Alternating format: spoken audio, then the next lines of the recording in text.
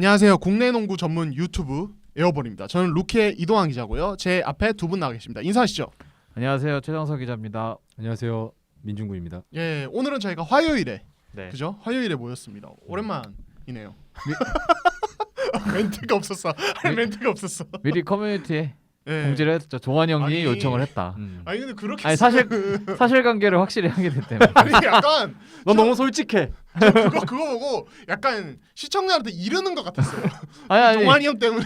아니 원래 우리가 농구여서 이러는 거예요. 당연히 그러니까 월요일 방송인지 알고 계셨을 텐데 네. 갑자기 또 네. 연기가 되니까 연기 이유를 정확히 설명을 해드렸잖아요. 동환 형이 요청을 한 게 그 일요일 날 저희 그 잠실 거기서 그렇죠. 요청을 했고 받아들였고 동환 형이 화요일로 미루고 싶다.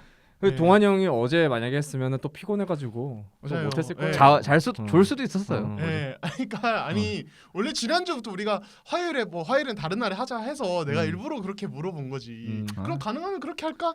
근데 마치 원래 월요일에 하려고 했는데 나 때문에 화요일에 된 것처럼. 아니 원래 왜냐면 제가 뭐가 됩니까? 아니 원래 월요일 날 하기로 했다가 정해졌다가 아니다. 그냥 얘들아 텀이 필요하다. 화요일 날 하자라고 한 카톡이 있습니다. 정확하게 모든 게 텀이 들어있어. 필요하다. 1시간만 늦춰서 7시에 하자라고 했는데 민준 모든 게- 기자가 술 먹고 싶어가지고 그럼 6시에 할 수 있는 화요일.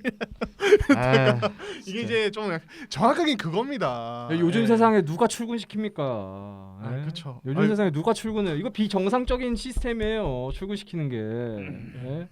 오케이. 네. 농담입니다. 네. 예, 아무튼 농담이에요. 그렇습니다. 예, 그래서 이제 민중 기자가 오늘도 이제 롯데 자이언츠 잠바를 입고 그렇죠. 돌아왔고 저희가 다 이제 이렇게 돌아왔는데 지난주 이제 방송 반응이 상당히 좀 흥미로웠어요. 민중군 기자를 어떤 응원하는 어떤 목소리 굉장히 많았습니다. 시청자분들 기죽지 말라. 예. 정말 눈물이 날 뻔했어요. 정말 제가 얼마나 고생했는데 마음 고생 얼마나 심했는지 아시잖아요.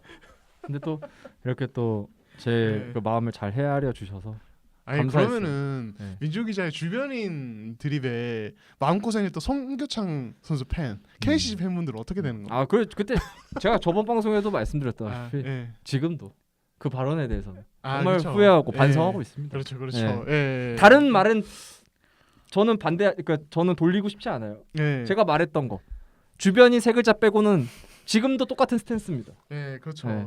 아 이렇게 또 이제 어떻게 보면은 이렇게 한 번 하면은 이게 잊혀지기 힘들긴 해요. 그래서 저 댓글 중에 이런 얘기도 있었어요. 손동안 몹동안은 평생에 주운 글씨다. 저도 사실은 크게 다르지 않거든요. 최영석 기자도 이제 썬둥이. 예, 어떻게 보면 이제 앞으로 쭉 가는 거예요. 주변인 몹동안 썬둥이. 예, 그래서 이거는 어쩔 수 없습니다. 준변인. 민중은 그런 것도 아니고 다 그래요. 준변인 예. 준변인. 예, 준변이. 예, 아무튼 그래서 이제 민종 기자 너무 기죽는 것 같아서 또 응원하는 어떤 목소리도 많았고 이제 가나나라 마바사님은 에어볼은 농구 팬들에게 가뭄의 단비 같은. 예, 뭐 김단비 선 아닙니다. 예, 아무튼 그래서 이게 예. 컨디션이 너무 좋아도 문제야. 나 지금 동환이 형. 체력이 쌓여 있어. 좀 약간 오버페이스인데 지금 형이 이러면 또 문제거든. 제가 이런 드립을 사실 요즘에 많이 안 쳤거든요. 네. 예, 근데 형, 이제 근데 칠 수 있어요. 좋아요. 예. 마음껏 해요. 형. 예, 아무튼 그래서 그리고 지난주에 그 주제별 시간 링크를 제가 안 달았더라고요. 저 몰랐는데 그래서 제가 또 요거 오늘 거 올리면서 제가 이제 지난주 거라도 추가하도록 하겠습니다. 예. 자, 그렇습니다. 그래서 뭐 또 이제 MVP에 대한 어떤 의견들 또 이게 또 올라간 날이었나요? 다음 날이었나요? 마침 또 이 허운 선수가 KGC 상대로 엄청난 퍼포먼스 선보이면서 그렇죠. 또 이게 또 굉장히 좀 흥미롭게 됐었고 이제 여러 가지 또 의견을 많이 남겨주셨어요. 예, 그리고 해나이님이 그 이제 오늘 일기 써야겠습니다. 실내체육관에서 명예 썬둥이 영접. 예, 이렇게. 그 일요일 날. 예. 그때 해나이님이 맞아. 저의 다 얼굴을 뵀었죠. 근데 예. 이 형이 롯데 잠바를 안 입고 와가지고 무시하고 갔어. 인사를 했는데 못 보고 가더라고. 민중이자 몰랐어요. 못 봤어요. 예. 근데 저는 한 분이 계속 그 코너에서 계속 인사를 계속 하시는 거예요. 근데 이제 저는 처음에 팬분이신지 모르고 그 체육관에 여러 그 스태프분들이 있잖아요. 스태프분들이 이렇게 또 인사를 또 해주시잖아요. 그래서 그 스태프분인 줄 알았는데 갑자기 에어볼이다라고 이렇게 얘기를 해주시는 거예요. 저희가 딱 지나가는데 그래서 한 번 더 돌아보고 인사를 또 한 번 다시 했죠. 그래도 알고 보서 나중에 물어보니까 동환이 형이 해나이님이라고 하시더라고. 그때 전 그래서 그때 알았거든요. 그렇죠. 예, 저는 저번에 잠실체육관에서 그때 두 분은 없으셨어요. 그때 이제 인사를 한번 나눈 적이 있어서 이제 또 이제 그 자리에 아마 앉으실 거예요. 그래서 또 인사를 나눴었고 예, 아무튼 그랬습니다. 그래서, 반가웠습니다. 예, 감사했고. 예. 그리고 저 이제 뭐 얘기도 했었지만은 뭐 다른 경기장에 가도 저희 방송 잘 보고 있다고 이제 에어블 잘 보고 있다고 인사하시는 해주시는 분들 계시거든요. 또 이제 정말 감사드리고 예. 동환이 형을 네. 많은 분들이 알아보세요. 이게 동환이 형이 커서 그런지 몰라도 아 근데 제가 좀 잘 보이긴 하죠. 제가 눈에 띄는 체격이니까. 동환이 형 알아보는 사람 진짜 많거든요. 전주 가도 뭐 그때 제가 봤거든요. 그때 전주 한 팬분이 이제 막 사진 찍어달라고 막 그런 그 정도였거든요. 예, 정서 씨랑 이렇게 또 하프타임에 잠깐 그 앞에 입고 아시죠? 바람 거기 쐰다고. 바람 쐬러 잠깐 나왔는데 이제 저 멀리서 달려오시더니 진짜 하셔가지고 너무 했는데 감사한 분들이네요. 예, 그런 것 정말 감사하고 저야 뭐 또 알아봐 주시고 인사해 주시면 너무 감사드리니까 앞으로도 저희 보이면은 인사해 주시면은 저희가 최선을 다해서 또 인사드리고 있습니다. 이거 뭐지? 예, 말이 왜 이렇게 올라갔죠? 네, 아무튼 예, 그렇습니다. 예, 그래서 뭐 이제 그 정도 이제 거의 뭐 송교창 허운 이 MVP 논란에 대한 이야기들 이거 이번에는 좀 각자들의 의견 에 대해서 좀 이제 시청자분들이 많이 남겨주시는 그랬었습니다. 자 그러면은 이번 주는 요 정도로 하고 바로 좀 본론으로 들어갈게요. 자 이번 주 저희가 준비한 주제 좀 몇 가지인데 일단은 지금 이 중위권에 특히 추락하는 팀들이 많습니다. 그래서 그 추락하는 팀들에 대해서 지금 오리온, KT, 전자랜드가 너무 못해요. 못해도. 그래서 이 세 팀에 대한 이야기 좀 해보고 그리고 이제 지금 눈에 띄는 시즌 막판에 눈에 띄는 선수가 바로 이 삼성의 김진영 선수입니다. 그렇죠. 예, 사실 김진영이 원래 받았던 기대치에 비하면 스타트가 안 좋았는데 최근에 굉장히 좋은 활약하고 있거든요. 그래서 이 선수에 대해서 이야기 좀 해보고 네. 자 그리고 저희가 또 오늘 특별한 주제 하나 준비했습니다. 이번 시즌 각 기자가 꼽는 내가 꼽는 MIP 탑 3. 예. 이렇게 해서 각자가 자유롭게 이번 시즌 MIP 강력한 후보 3명을 좀 이야기해 보는 그렇게 해서 썰을 한번 풀어 보는 시간. 그렇게 하면서 지금 사실 이제 구단들 사이에서 좀 이슈가 되고 있는 게 이제 4월 6일에 KBL 시상식이 열리는데 그렇죠. 거기에 각 부문별 후보를 제출하는데 네네. 요거에 대해서 또 굉장히 좀 시끌시끌합니다. 그렇죠. 예. 그래서 그거 관련해서 또 같이 이야기를 해 보는 네네. 그런 시간 가져보도록 하겠습니다. 자, 그러면 바로 들어가겠습니다. 자, 첫 번째 고양 오리온 왜 이럽니까? 예, 고양 오리온 지금 한때 3위였고 이제 뭐 2위도 바라볼 수 있는 그런 상황인데 지금 4연패에 빠져 있습니다. 예, 지금 이제 그래서 사실 전자랜드 KT가 못해서 그렇지 만약에 조금만 이들이 올라왔으면은 혹시 5, 6위까지 내려갈 수 있는 그런 상황이었어요. 자, 그렇죠. 오리온 최근 문제가 뭘까요? 지금 연장 2경기 연속 패배했죠. 막 접전에 또 약한 모습. 이대성 이슈도 있죠. 막 그렇습니다. 그 일단은 진짜 아마 오리온은 아마 그렇게 생각하고 있지 않을까. 시즌 초반에 그래도 승리를 좀 벌어놓은 게 경기력이 한창 그래도 괜찮을 때 어떻게든 그 경기를 좀 벌어놓은 게 좀 다행이라고 생각할 정도로 지금 플레이오프를 앞두고 있는데 4연패. 그 떨어지는 경기력에 대해서 뭐 강하주 감독이 따로 물어봐도 그냥 우리는 원래 약간 뭐 6강을 목표로 한 팀. 그래서 지금 경기력은 이제 앞으로 올리면 된다.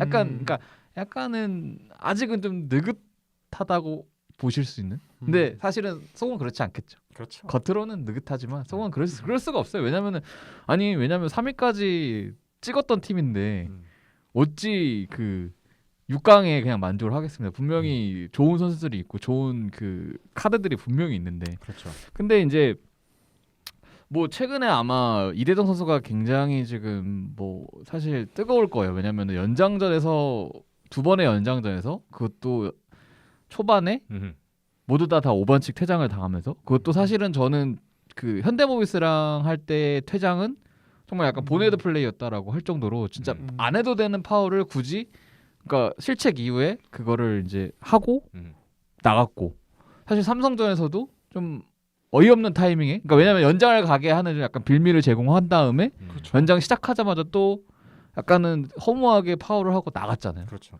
그러니까 결국에는 근데 이게 사실은 저는 그러니까 이게 겉보기에는 이대 선수가 가장 큰 잘못을 저지른 건 맞지. 왜냐하면 에이스고 중심을 잡아야 되는 선수인데 그렇게 한다는. 근데 그걸 떠나서 지금 그게 그냥 오리온 자체가 지금 뭔가 조합도 그렇고 그러니까 그 효과가 전혀 그러니까 뭔가 짜임새가 전혀 없어지는 느낌이에요. 사실 그 전에 짜임새도 선수들이 직접 만들어가는 과정이라고 저는 봤거든요. 근데 그러니까 뭐 확실한 틀이 없다 보니까 이게 선수단이 전체적으로 페이스가 떨어졌을 때 사실은 지금 이승현 선수도 페이스가 좀 떨어져 있는 거고 그 이종현 선수는 뭐 사실은 트레이드 이후 직후 빼고는 계속 약간 떨어져 있고 뭐 누가 한호빈 선수도 사실 좋았다가 지금 페이스가 좀 급격히 떨어져 있는 느낌이 그러다 보니까 뭐 김진우 선수까지 쓰는데 사실은 저는 뭐 모르겠어요. 사실 왜 그 김진우 선수가 왜 자주 기용되는지 사실 잘 모르겠어요.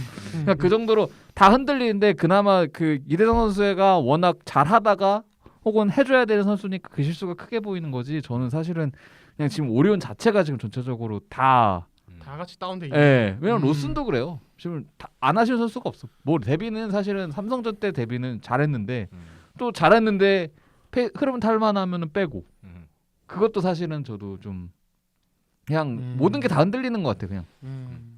그 오리온이 흔들렸던 시기가 음. 제가 그 농구를 그 오리온 농구를 봤을 때 딱 그때였었던 것 같아요. 이대성의 출전 시간이 굉장히 흔들렸을 때. 그러니까 이대성에 대한 한창 어떤 신뢰가 그러니까 물론 감독님은 사우나도 같이 가고 친하다. 신하다. 좋다라는 걸 어필하셨지만 이대성 선수에 대해서 신뢰가 되지 않는다는 그런 조금의 인터뷰가 계속 이어질 때부터 이대성 선수는 점점 뭐 어느 때는 선발로도 안 나올 때도 있고 어느 때는 승부처에 아예 투입이 안 될 때도 있고 최근에는 이대성 선수의 수비 문제를 언급하면서 김진유 선수를 같이 투입을 하고 그러니까 이런 부분에서 흔들리면서 오리온의 경기력도 전체적으로 다운이 됐다고 생각을 해요. 그러니까 결국에는 초반 라운드를 보시면은 이대성 선수가 실수를 해서 게임을 그르치는 경우도 있었지만 결국엔 이대성으로부터 나온 승리가 굉장히 많았었어요. 그치. 결국에는 무한 신뢰였어요 그때는. 근데 지금은 뭐 물론 이거 개인적인 제 의견입니다. 왜냐면 겉표면에서 구단이나 강호준 감독님이나 이대성 선수는 그렇지 않다고 얘기를 하니까. 근데 제 시선으로 봤을 때는 뭔가 흔들려요 그 관계에 있어서. 이대성 선수는 자기가 추구하는 농구가 있고 그 추구하는 농구가 뭐냐면은 본인이 중심이 돼야 하는 본인이 무언가를 해결을 해야 하는 농구를 바라고 있어요. 실제로 지난 삼성전에서는 어시스트가 5개가 나왔지만 저는 이 어시스트 5개를 언제 했는지 기억이 안 날 정도로 본인 위주의 공격만 했어요. 특히 4쿼터. 결국에는 그 결정적인 3점 슛을 못 넣으면서 연장 간 거 아닙니까? 그리고 또 실책까지 하면. 그렇죠. 크로스 라인 해가지고 유파울도 했었잖아요. 맞아. 프로 레슬링에서도 그런 크로스 라인 깔끔하게 못해요. 그 정도로 못해. 근데 저는 이대성과 강호준 감독의 관계가 약간 그러니까 서로의 그 친한 그런 관계가 아니고요. 농구에 대한 신뢰 있잖아요. 농구에 대한 신뢰. 이게 약간씩 금이 가면서 오리온의 농구도 굉장히 좀 흔들리고 있다고 생각을 해요. 이대성을 계속 푸시했을 때는 오리온이 지든 이기든 그 농구는 그대로 갔어요. 쭉 갔어. 근데 지금은 이 점수 차를 떠나서 뭐 연장을 떠나가지고 그걸 떠나서 그냥 농구 자체가 굉장히 두서가 없어요. 지금 보면 뭘 하려고 하는지를 안 보여요. 외국 선수 문제도 분명히 있겠지만 그걸 차치하고 외국 선수 문제가 없었던 팀도 아니고 계속 있었던 팀이잖아요. 뭐가 달라졌냐? 저는 이대성에 대한 입지가 흔들리고 있다. 한 시즌도 채 지나지 않았는데 첫 번째 시즌인데 오리온 와서 근데 이 관계가 벌써 틀어지고 있다라고 생각을 해요. 그 이대성이 사실은 그 농구적으로 말했을 때는 사실 그 가장 좀 농구가 오리온에 와서 달라짐을 느끼고 오리온의 농구가 진짜 우리는 남들과 좀 여태까지 봤던 농구가 아니다라고 했던 농구는 시즌 초반에 그때 이제 아무튼 로슨이 메인으로 뛰면서 약간은 5명 전원이 그러니까 짧은 뭐 모두 다 볼을 소유하되 그게 이제 뭐 누구 5명이 다 슛을 던질 수가 있고 그다음에 5명이 다 달릴 수가 있고 5명이 돌파가 다 가능. 약간 이러면서 되게 유기적인 그 패스워크를 하면서 그 볼이 잘 도는 농구가 굉장히 어떻게 보면 잘 됐고 사실은 시즌 초반에 오리온이 승수를 버는데 그게 가장 결정적인 역할을 했었잖아요. 근데 사실 그 트리플 포스트라고 그 명명되는 사실은 말이 안 되는 사실은 솔직히 말하면 말이 안 되는 그 로테이션 있잖아요. 뭐 이승현, 이종현 간에 로슨을 같이 쓴다든지 위디가 있을 때는 거기에 위디까지 쓴다든지 그런 그러니까 트리플 포스트라고는 하는데 그리고 트라이앵글까지 그러니까 트라이앵글 오피스까지 언급을 하셨었어요. 제가 그때 얘기를 여쭤봤을 때 한동안 이슈가 됐죠. 그 네. 멘트가 트라이앵글. 그러니까 뭐 필 잭슨의 재림 약간 강 잭슨 약간 그런 느낌으로 트라이앵글 오페스까지 하면서 그런 빅맨들가 그 비정상적으로 좀 높은 선수들을 위주로 이렇게 오펜스를 꾸려가는. 사실 이 과정에서 이대성 선수가 한번 그래 기른 얘기 한 적이 있었거든요. 사실 트리플 포스트를 했을 때 내가 원하는 농구는 사실 이거는 아니다. 그렇죠. 내가 왜냐면 우리가 잘 됐던 농구가 있었고 사실 이게 우리가 원하는 농구는 아닌데 이게 여전히 통하더라. 그리고 이걸로 해서 가니까 그냥 감독님이 그렇게 하니까 우리도 그걸 맞춰서 가야 된다. 나도 변화를 해야 된다라는 그런 얘기를 한 적이 있어요. 근데 그게 이제 메인이 돼버리니까 사실은 이대성 선수 사실 붕 뜰 수밖에 없지. 왜냐면 그 트리플 포스트에서는 이대성 선수가 주인이 될 그렇죠. 수가 없고 공간도 안 나와요. 사실. 절대 가드가 잘하기가 힘든 농구. 그거는 가드 거기서의 가드는 그냥 엔트리 패스 넣어주고 볼백업하는 벌려주고 공간 벌려주고 그냥 스파더 대기하고 그러니까 그런 느낌이고 빅맨 3명이서 이렇게 하는 거지. 사실은 거기서 이대성 선수를 살리기는 힘들죠.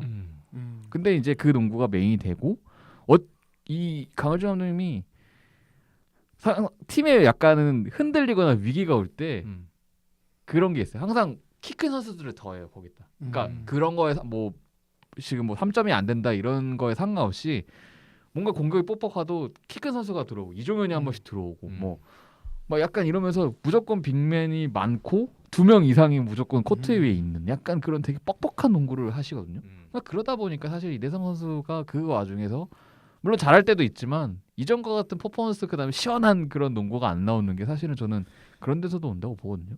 흐름이 좀 끊기는 것 같아요.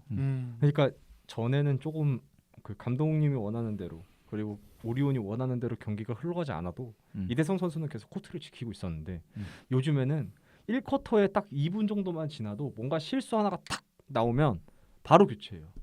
흐름이 이어지지 않는 느낌. 계속 중간에 교체되고 아니면 전반에 한 5분 나올 때도 있어요. 주전 포인트 가드가.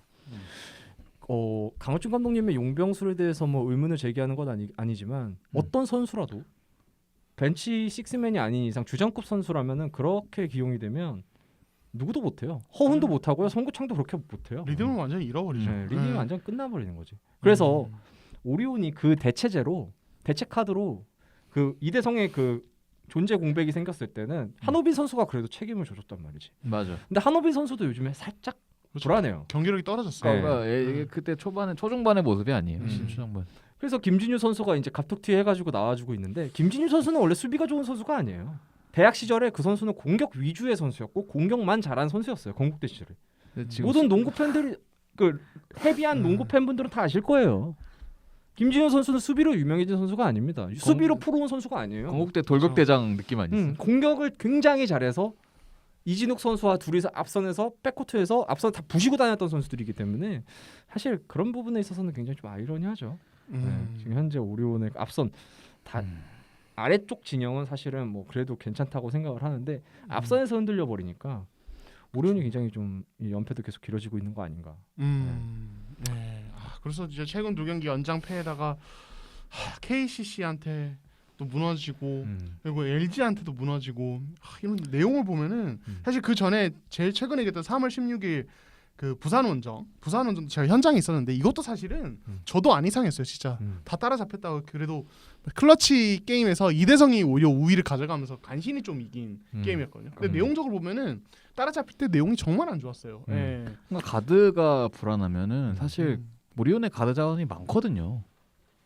안 뛰는 선수들이 많아요. 그러니까 물론 감독님 판단 하에서 물론 그 선수들이 사실 실전까지 뛰기에는 무리가 있다라고 판단을 하셨을 수도 있지만 어쨌든 그래도 이거를 그러니까 정규 시즌에 어쨌든 그 강화준 감독이 하나 하셨던 정규 시즌에는 실험을 여러 가지를 해보겠다라고 하셨는데 실험을 하겠다고 하시면서도 사실은 기용폭은 굉장히 좁았거든요. 선수 기용폭은 아래쪽은 좀 그래도 있었는데 앞선은 사실은 어쩌다 한번 뭐 김무성 그것도 몇 경기 안 됐어. 몇 경기 전성환은 아예 뭐 거의 뭐 나오지 전성환 않고. 이거 트레이드로 합류한 뭐 물어봤었어요. 물어봤었어. 그러니까 앞선 자원이 많지 않냐.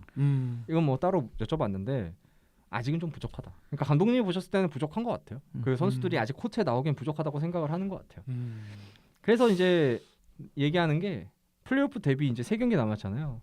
이 3경기를 플레이오프 데뷔로 해서 이제 농담 삼아 신인 조석호 선수를 선발로 내세울 생각도 있다.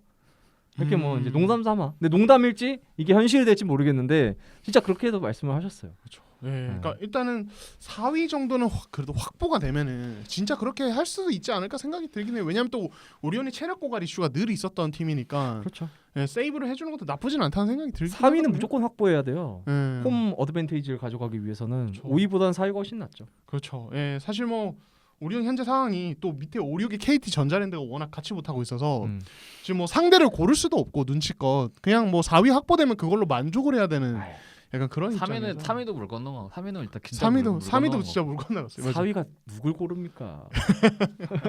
그렇죠, 예, 그렇죠. 뭐 1, 2도 예. 아니고 그렇죠. 3, 4위급 돼 갖고 뭐 상대를 고른다 이것도 근데 참 오히려 웃기죠. 3위가 하는 게 안 좋을 수도 있을 것 같아. 왜냐면 3위? KCC가 왜 그렇게 해서 올라가도 KCC 만나는 거죠. 3위 아, 하면 그러니까 이 이 현대모비스 근데 만나는 현대 둘 다한테 약해요. 거. 사실 오리온. 현대모비스한테도 안 되는 거야. 예, KCC한테는 정말 약하고 그러니까 4위 오리온이 또 하면 문제가 굉장히- 뭐냐면 아까 뭐 트라이앵글 그것도 얘기를 했지만은 이 라인업이 기동성이 너무 떨어져요. 맞아요. 예, 그러니까 사실은 음. KCC한테 6전 전패했는데 이 내용적으로 보면 뭐 여러 가지 이슈들이 있죠. 뭐 데빈 윌리엄스 부진도 있고 특히 막판에는 이슈가 있지만 전체적으로 보면은 KC 스피드를 오리온이 아예 그냥 따라가지 못해요. 그 큰 라인업 쓰다가 그렇죠. 현대모비스 사실 되게 빠른 팀이거든요. 이 팀도 그냥 리바운드 잡고 역습을 되게 많이 하는 팀이라 그렇죠. 거기에 당할 때가 많고 음. 어제 삼성전도 김진영한테 어.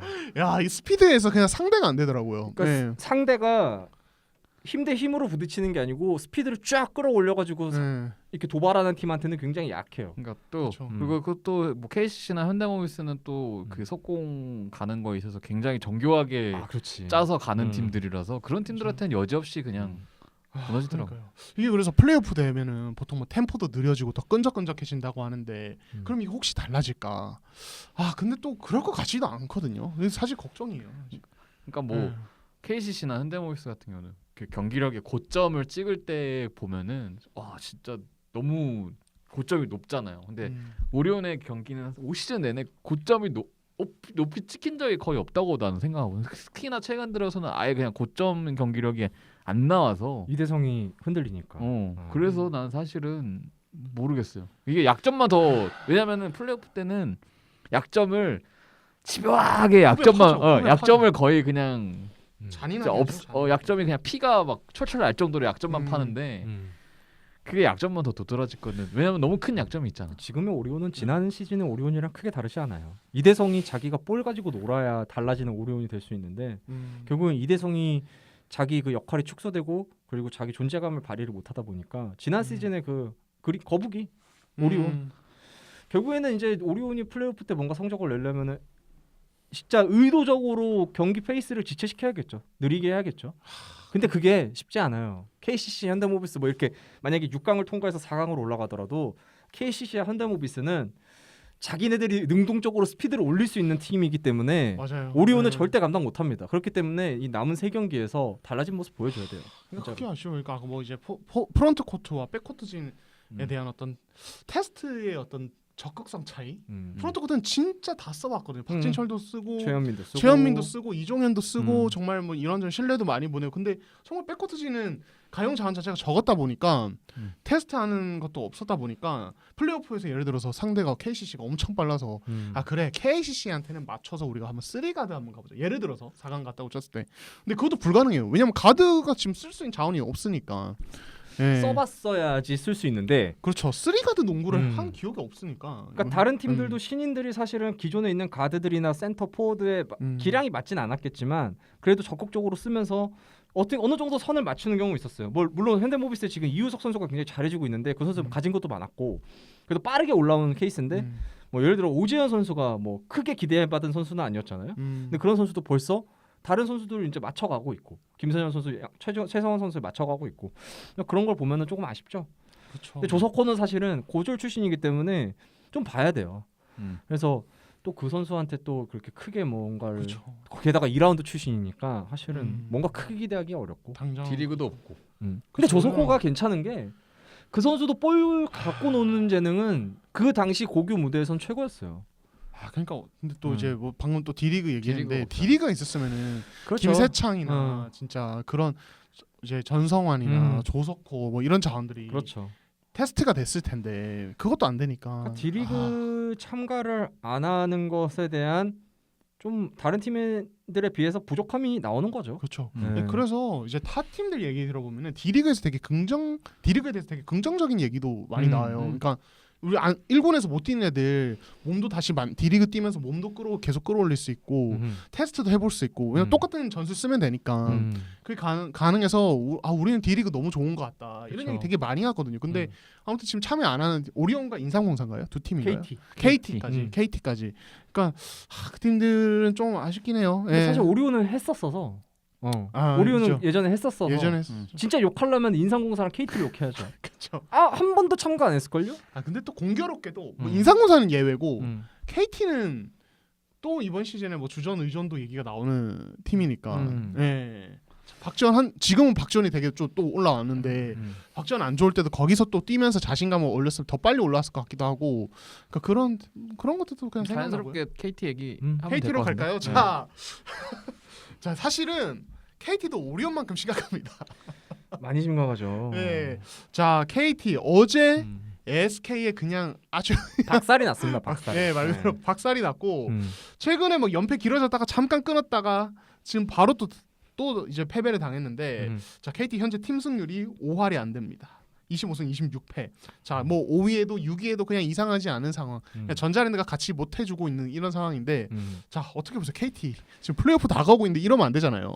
결국에는 허훈이 정말 너무 많은 영향력을 지니고 있다. 그렇기 때문에 KT가 허훈이 막혔을 때 올라가지 못하는 팀이 돼버린다라는 게 계속 증명이 되고 있는 것 같아요. 허운 아니면 안 되는 팀. 솔직히 말해서 진짜 과감하게 얘기해서 허훈 없으면 아무것도 아닌 팀이죠. 지금 보면 뭐 양우석 선수 대단하지만 지금 허훈이 막혔을 때 SK전 때 양우석 선수 좋았을 때 퍼포먼스 못 나왔어요. 그쵸. 결국엔 볼이 투입이 안 되면 아무것도 아무것도 할 수 없는 팀이 돼버립니다. 그 팀은 허훈하기 나름의 팀이 돼버렸어요. 그래서 제가 예전 방송에서도 그 부분에 대해서 굉장히 경계했어요. 허훈 원맨 팀이 되면 안 된다. 2018, 2019 시즌의 KT의 모습을 찾아야 된다. 그때는 허훈 원맨 팀이 아니었어요. 맞아요. 허훈은 하나의 조각일 뿐 그때는 양홍석도 좋았고 김영환도 좋았고 김민욱도 좋았고 또 외국 선수 마커스 랜드리도 있었고 뭐 그런 게 여러 조각들이 있었는데 지금은 허훈 빼면은 나머지 조각들은 너무 작아요. 너무 작아요. 맞아요. 예, 뭐 박준영이 빅맨으로 돌아와서 또 괜찮아졌다고도 하고 뭐 양홍석도 좋은 시즌 보냈지만은 여전히 그것과 별개로 그냥 허훈 의존도 자체는 굉장히 높고 허훈이 잘해주지 못하면 이 팀은 되게 뭔가 믿을 구석이 없는. 이게 근데 또 연결선상에서 외국 선수가 너무 못 믿어요. 이 팀은. 그렇죠. 예, 너무 심각해요. 예. 뭐 외국 선수 문제도 얘기하기 전에 하나 더 말하고 싶은 거는 저는 양홍석 선수의 문제라고 말하는 건 아니고요. 서동철 감독님이 지금 계약 마지막 해잖아요. 굉장히 좀 재계약 가능성이 굉장히 낮다는 얘기가 있는데 그런 루머도 들리죠. 그렇죠. 예. 그래서 플레이오프 때 뭔가 한 방을 보여주지 않으면 위험하다라는 얘기가 있죠. 근데 저는 그렇게 생각을 해요. 서동철 감독님이 너무 쪼라든 것 같아요. 쫄고 있는 것 같아요. 소심해지셨다. 네. 그래서 좋은 말로 소심해진 거고. 왜냐면은 양홍석 선수한테 롤을 너무 제한적으로 부여를 하고 있어요. 그러니까 제가 전창진 감독이 송교창 선수한테 굉장히 롤을 적게 주는 공격적인 롤에서 굉장히 적게 주는 것과 비슷한 것 같아. 그러니까 송교창 선수는 그나마 KCC 공격 자체가 트랜지션 오펜스가 굉장히 많기 때문에 거기에 파생되는 거를 많이 받아먹는 느낌이 있거든요. 그리고 그의 강점을 잘 살리는 느낌도 있고. 근데 양우석 선수는 그게 아닌 것 같아. 보면 굉장히 송교창과 반대 방향으로 들어가는 느낌이에요. 개인 득점 능력 굉장히 좋고요. 받아먹는 능력 좋고요. 그 공격 리바운드 이후에 풋백 득점 굉장히 좋아요. 그런 걸로 거의 아마 2-30득점씩 할 수 있는 선수예요. 그런 걸로도. 근데 지금 보면은 허훈 선수가 막히면은 이제 양우석 선수가 좀 풀어줬으면 하는 바람이 있는데 양우석 선수가 볼 잡고 그냥 땡겨버리는 게 너무 많아요. 진짜로. 경기 보시는 분들 보시면 알 거예요. 되게 조급해요. 진짜로. 죽은 볼 처리까지 하기에는 아직은 그 어떤 개인 오펜스 역량이 그 정도까지는 아닌 것 같긴 해요. 양우석은. 되게 조급해요. 선수가 여유가 없어 보여. 예전에 양우석은 그러지 않았거든요. 볼 잡고 갖고 놀 줄 알았어요 상대를. 그냥 뭐 드리블 몇 번 치고 안으로 들어가서 마무리하고 그런 여유가 있었는데 지금은 되게 여유가 없어 보여요. 그런 부분이 KT에서도 굉장히 독이지 않을까. 진짜로. 천석이 형 좀 어떻게 보세요? 네. 그러니까 뭐 터질 때는 사실은 문제가 사실 많이 드러나지 않거든요. 터질 때는 어떻게든 얻어도 다 터지는 팀이기 때문에 음. 그 또 손흥민 감독님의 그 지론이 있지 않습니까? 함정 슛은 전염이 된다. 그거에 따르면 다 터지고 이렇게 흐름을 타는 팀이기 때문에 분위기를 그러니까 타면은 무서운 팀인 거는 분명한데 이게 SK전 때 그러니까 안 될 때 경기력을 보면은 사실은 다 그냥 허운만 쳐다보고 있는 거죠. 사실은 허운이 떠먹여주길 원하고 허운이 패스를 주지 않으면 사실은 어떠한 능동적인 움직임이 없고 이게 안 되면 급해지니까 그때서야 뭐 오용준 선수를 그때 막 늦지막히 투입해서 그냥 원래 오펜스 상황에서 그냥 약간 무기력하게 3점슛 던지고 안 들어가면은 롱 리바운드 떨어져서 바로 다시 역으로 속공 맞고 SK전 때 그게 그게 다 나왔어요. SK전 때가 딱 그래요. 그러니까 이게 그게 그러니까 너무 원래 KT가 사실은 이렇게 복잡한 스타일의 농구는 아니었는데 그렇죠. 그게 최근 들어서 더 단순해진 느낌이 더 있어요. 그게 왜냐면 허운밖에 안 보니까 결국에는 허운이 해결해 줄 거야. 결국에는 허운이 돌파를 해서 결국에는 킥아웃 패스를 해서 나한테 떠먹여 줄 거야. 약간은 그런 되게 다들 수동적으로 변했어. 그게 약간 양원수 선수 지금 그거랑 좀 연결되는 것 같거든요. 예전에는 그래도 마커스 랜드리가 메인 볼핸들러 역할을 할 수 있어서 맞아요. 허운이랑 양쪽에서 이렇게 게임을 만들어가는 과정이 되게 좋았어요. 그리고 음. 농구 자체라는 게 KBL에선 특히 한쪽에서 만드는 것보다 양쪽에서 만드는 게 굉장히 좀 효과가 좋아요. 지금 허운 선수가 막히면 다른 쪽에서 풀어줄 수가 없는데 사실은 그거를 외국 선수들이 보통 좀 해줬거든요. 데이비 로건이나 뭐 이런 선수들이. 맞아요. 근데 지금은 브랜든 브라운이 그런 게 안 되고요. 그리고 클리프 알렉산더가 뭐 솔직히 그 선수가 뭐 엘리웁이나 이제 뭐 바라바라 약간 사실은 약간 그런 선수잖아요. 엘리웁 줘 이러고 있잖아요. 예, 약간 뭐 득점력이 엄청 뛰어난 선수도 아니고 포스트업이 능력이 있는 선수도 아니고 뭐 이제 리바운드 하고 달리고 덩크하고 이런 선수잖아요. 굉장히 단순한 선수죠. 맞아요. 서브 옵션의 전형적인 선수예요. 사실은 그래서 뭐 큰 기대를 할 수 없고 그래서 KT가 더 힘든 것 같아요. 허운한테 의존할 수밖에 없는 상황인 것 같기도 하고요. 그렇죠. 지금 뭐 알렉산더는 진짜 덩크 아니면 메이드 확률이 되게 떨어져 보이는. 좀 믿음이 안 가. 골밑슛 할 때 믿음이 안 가. 그 KGC 인상공사전 때도 사실은 허훈이 준 거 한 4개만 노마크 찬스였어. 노마크 찬스에서 4개만 넣었어도 연장 안 갔어요. KT가 약간 이겼어요. 약간 그 브루클린 네츠 디안드레 조던 보는 것 같아요. 디안드레 조던이 늙은 디안드레 조던. 늙은 디안드레. 그러니까 폼이 떨어진 디안드레 조던은 사실 덩크 빼고는 아예 득점 루트가 전무했거든요. 그러니까 스크린 걸어주고 뛰어 들어가서 그 라페스만 바라보고 있는 그 이 손만 들고 있는 라페스 하든이 언제 줄까 약간 손만 들고 있는 그런 디안드레 조던 그거 같아. 허운한테 이거 언제 올려줘. 난 덩크 찍을게 그거밖에 안 하고. 브루클린은 허운이 3명이거든요. 여기는 한 그렇죠. 명이야. 그러니까 그래. 허운 막히면은 제2의 온 제3의 온이 없으니까 기회가 안 생겨.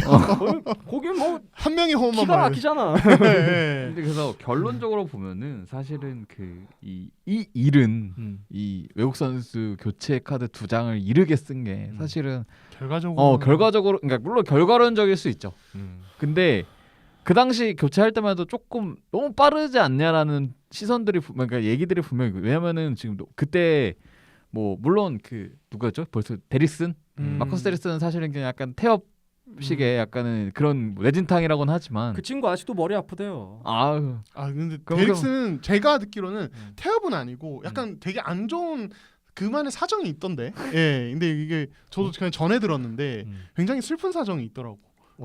태업이라는 약간 그런 게 있는데 아무튼 되게 사실인 것 같더라고요. 제가 그때 방송에도 얘기했듯이 그 선수 여기 한국에 오기 전에 은퇴했던 선수예요. 그러니까 그거랑 연관이 있는 것 같더라고요. 그 전에 그러니까 은퇴했던. 그 선수가 아무튼 진짜 아픈지 태업인지 그게 다 이게 약간 그런 상황이잖아요. 근데 그런데다가 이구분호도 사실은 첫 경기인가 뭐 몇 경기 안 뛰고 무릎 부상 때문에 없다가 이제 급하게 이렇게 바꿔버렸잖아요. 그러니까 그 2장을 이렇게 빠르게 쓰고 나서 사실은 빨리 안정될 줄 알았는데 그게 안정된 게 안 되고 또 오히려 교체 시장에서 지금 더 좋은 선수들이 쏟아지면서 사실은 결과론적으로 그때 이제 좀 약간은 성급한 결정이 돼버렸죠. 결과론적으로. 그러니까 그 성급한 결정을 내렸을 당시에 사실은 되게 많이 들렸던 소문이 성철 감독이 굉장히 적극적이었다. 그러니까 좀 많이 주장을 했다. 바꾸자. 그러니까 왜냐면은 그러니까 결국에 그거를 다 연관해서 남은 계약 기간이 이번 시즌이 마지막이라는 점. 아무래도 감독 입장에서는 이번 시즌은 뭔가 승부수를 내야 되는 성철 감독 입장에서 그런 시즌인데 이게 지금 외국 선수 문제가 초반부터 완전 꼬여버렸으니 그렇죠. 생각지 못한 이슈로 그러니 빨리 교체를 해야 뭔가 그러니까 늦으면 안 되잖아요. 이게 시간이 지나고 그러니까 뭐 예를 들어서 이번 시즌 DB처럼 만약에 늦어버리면은 나중에는 뭐 어떻게 할 수도 없는 상황이 되니까. 근데 그런 어떤 것들이 다 연관이 되어 있지 않을까. 근데 결과적으로는 다른 팀들 막판에 뭐 G리그에서 뭐 나오는 선수들, 모트리. 레벨 높은 선수들, 모트리 뭐 아니면은 DB 뭐 메이튼 뭐 그리고 뭐 설린저는 약간 예외 케이스지만 설린저 그러니까 이런 카드들로 확 교체. 오리온 실패는 했지만 아무튼 데빈 윌리엄스도 원래 오리온 플랜에는 굉장히 승부수에 속하는 그렇죠. 원래 급이 높 영입이었거든요. 원래 되게 예. 좋은 선수였어요. 예, 그러니까 다 다른 팀들 거의 대부분 현대모비스와 KCC 정도 하면 거의 대부분 KCC는 뭐 의도한 교체는 아니니까 다 승부수 던질 때 KT만 어떻게 할 수가 없는 약간 발이 묶여 있는 이런 상황이 되니까 예, 그러니까 처음에 선택할 때 잘해야 돼요. 항상 KT는 새로운 도전을 하고 항상 후회를 해요. 그 첫 시즌 때 빼고 사실은 첫 시즌 때는 부상만 아니었으면 로건? 사실은 로건 그렇지. 맞아요. 그래서 진짜 그랬죠. 근데 안타까웠지. 이만 결과론적인 얘기니까 사실 그거는 좀 차치하더라도 브랜든 브라운이 사실은 굉장히 경쟁력이 그래도 조금 있어 보였는데 그 선수의 저는 기량이 문제라고 생각은 절대 안 해요. 그 선수는 다른 리그 가서도 MVP를 받았을 정도로 굉장히 괜찮은 선수예요. 사실은 그리고 뭐 그 선수보다 뭐 지금 못한 선수들도 잘 뛰고 있고. 근데 최근에 그런 문제가 있었대요. 그 KT가 사실은 페널티 5경기를 받고 교체를 하려고 했었어요. 아, 음. 그걸 바꾸어서라도 예. KGC 인삼공사 그 썰린저랑 경기했을 때 브랜든 브라운이 초반에 좀 나왔다가 안 나왔습니다 나중에. 그렇죠. 계속 클리프 알렉산더를 썼었죠. 제일 마지막 맞대결 6라운드 맞대결이죠. 되게 예. 의아하지 않았어요? 왜냐면 썰린저가 처음 한국 왔을 때 두 번째 게임이 KT전이었고 그때 잘했잖아요. 그때 브라운. 브랜든 브라운한테 아예 개박살이 났어요 진짜로. 음. 그래서 KT가 이겼어요 그 경기를. 맞아요. 음. 예. 그 가비지- 무서운 건 3점 하나도 못 넣은 그날이잖아요. 부산에서. 가비지 게임 때 막 득점한 거 빼면은 한 10몇 점밖에 못 넣은 거예요 썰린저가. 그 썰린저가 물론 적응이 덜 된 썰린저였죠. 근데 브라운이 굉장히 디나이 디펜스 잘했어요. 근데 그런 브라운을 선발로도 안 내보내. 그리고 나중에 출전시켰는데 한 몇 분 있다 빼. 완전히 돌아버린 거예요. 완전히 돈 거예요. 근데 그러고 나서 다음 날인가 다다음 날에 이제 어머니가 편찮으시다는 그 소식을 들었대요. 그래서 이제 그러면은 나 미국 가야 된다. 어머니 아프시니까 가야 된다. 그래서 이제 KT 쪽에서는 굉장히 말렸죠. 가지 마라. 아이, 기다려 봐라. 근데 이제 브라운은 굉장히 강력하게 원했고 그래서 알겠다. 그럼 보내주겠다. 그러면 이제 남은 자녀 정규리그 자녀 일정은 클리퍼 알렉산더로 최대한 메꾸고 새로운 외국 선수를 찾았을 때 2주 격리까지 감안하면은 6강 플레이오프 1, 2차전 중간에는 올 수 있는 거였어요. 최대한 빨리 찾으면. 그래서 알겠다. 가라. 우리 찾아보겠다. 그래서 브라운은 비행기 티켓을 이렇게 만들어줬고 새로운 외국 선수를 찾아봤는데 이제 기존에 있는 데릭슨을 찾아봤더니 아직 농구를 안 하고 있대요. 이 친구가. 그리고 이제 존 이구분을 찾아봤는데 이 선수가 지금 그리스인가 어디서 뛰고 있어요. 근데 이 선수를 데려오려면 바이아웃 비용을 또 지불을 해야 돼요. 그건 좀 어렵잖아요. 그렇죠. 그래서 또 새로운 외국 선수들을 막 찾아봤는데 마땅치가 않아요. 일단 그런 상태에서 이제 브라운을 가게 됐잖아요. 근데 브라운이 갑자기 안 간다는 거예요. 디비전 저원에. 그래서 왜 이러니까 어머니가 오지 말랬다.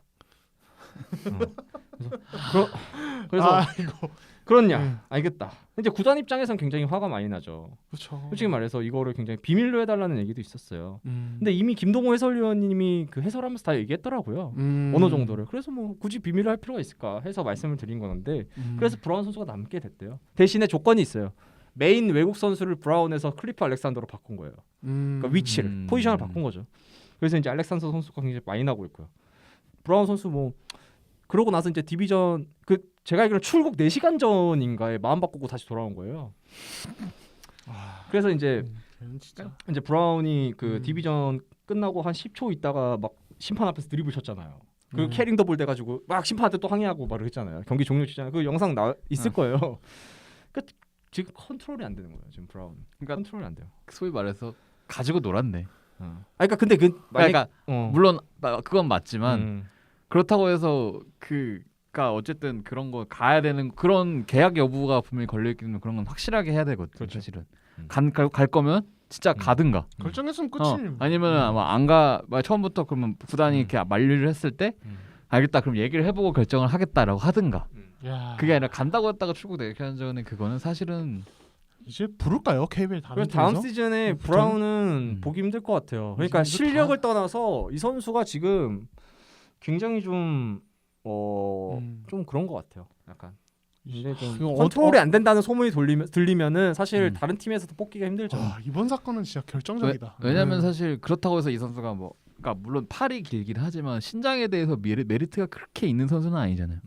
그러니까 이전까지도 사실 여전히 잘했고 근데 브라운은 항상 근데 약간 그런 게 있어. 내가 여기서는 통한다.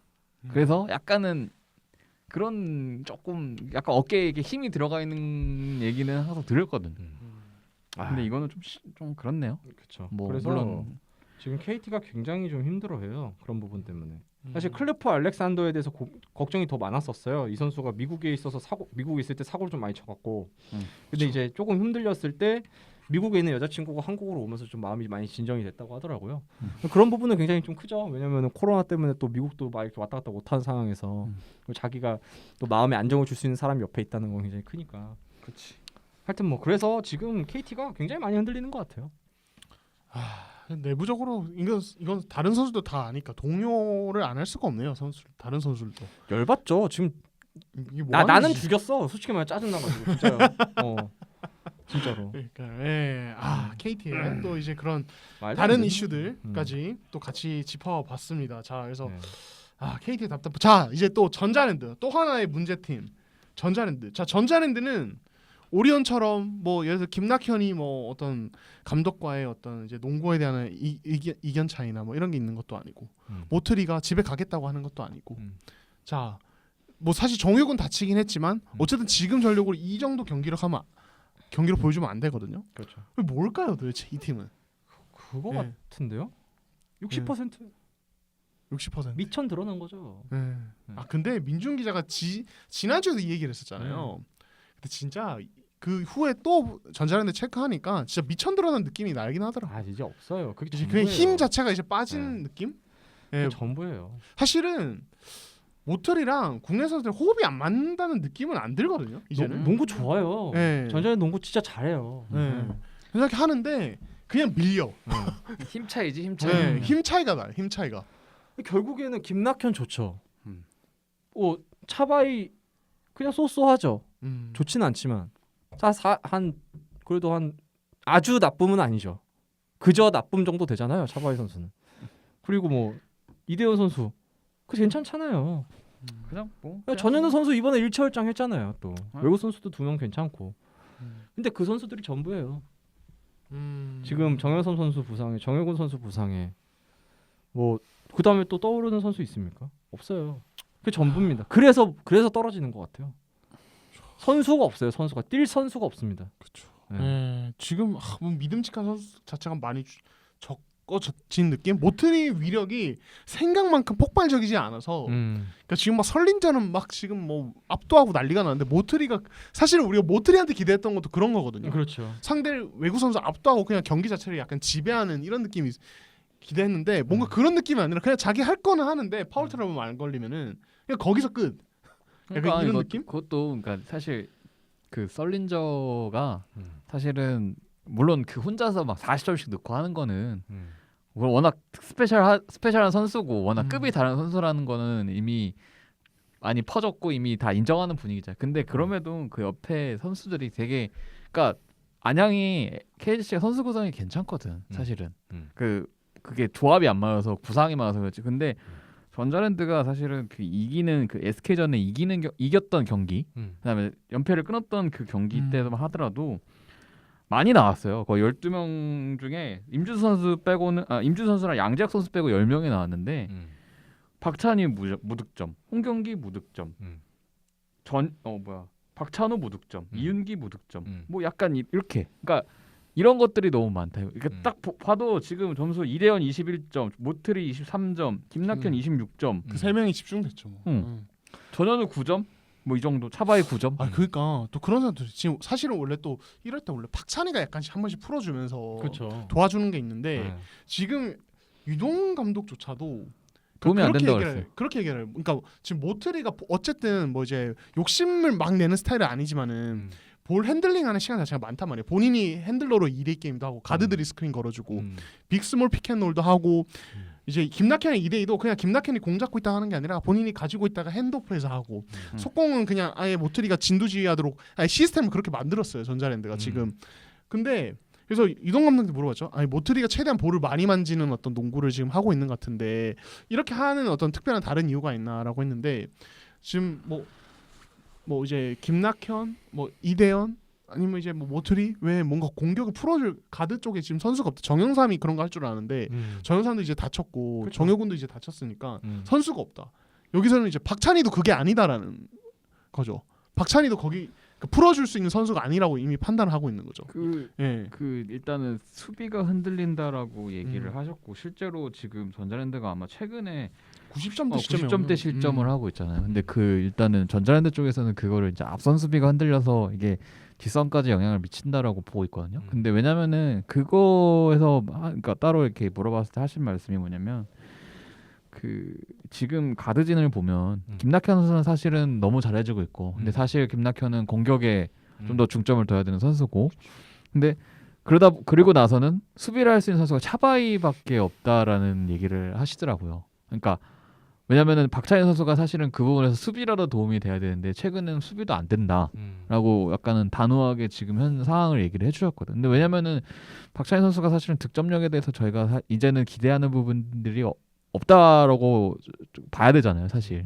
그렇게 되면은 동환 형이 말했던 그런 경기 운영적인 면이나 아니면은 어쨌든 사이즈가 있는 가드기 때문에 뭐 수비적인 면에서 조금 도움을 주거나 이래야 되는데 사실은 지금 그러니까 전자랜드가 그래서 짜임새가 있었을 때 박찬희 선수가 차라리 그러니까 수비적인 면에서 좀 힘을 쏟으면서 박찬희 차바이로 이렇게 갔었는데 그러니까 수비로 이렇게 묶었을 때 버텨야 될 때 근데 그게 안 되다 보니까 거기서부터 뚫리니까 안 그래도 모트리는 사실 2대2 수비에 대해서 굉장히 이해도가 조금 떨어진다라고 이미 판단이 되는 상황이었고 그러다 보니까 소위 말해서 그러니까 최우선 수비수가 차바이밖에 없는 그러니까 수비에서 힘을 쏟을 수 있는 게 약간 그런 상황이 돼버린 거죠. 그러니까 그러다 보니까 전체적으로 이 수비 틀이 그러니까 전자랜드가 되게 조직력이 좋고 사실은 활동량과 조직력 그다음에 굉장히 많은 터프한 몸싸움으로 알려져 있잖아요. 전자랜드가 워낙 몸싸움 많이 하는 거는 이미 모든 팀들이 사실은 전자랜드랑 게임하면 힘들다고 말할 정도로 전자랜드는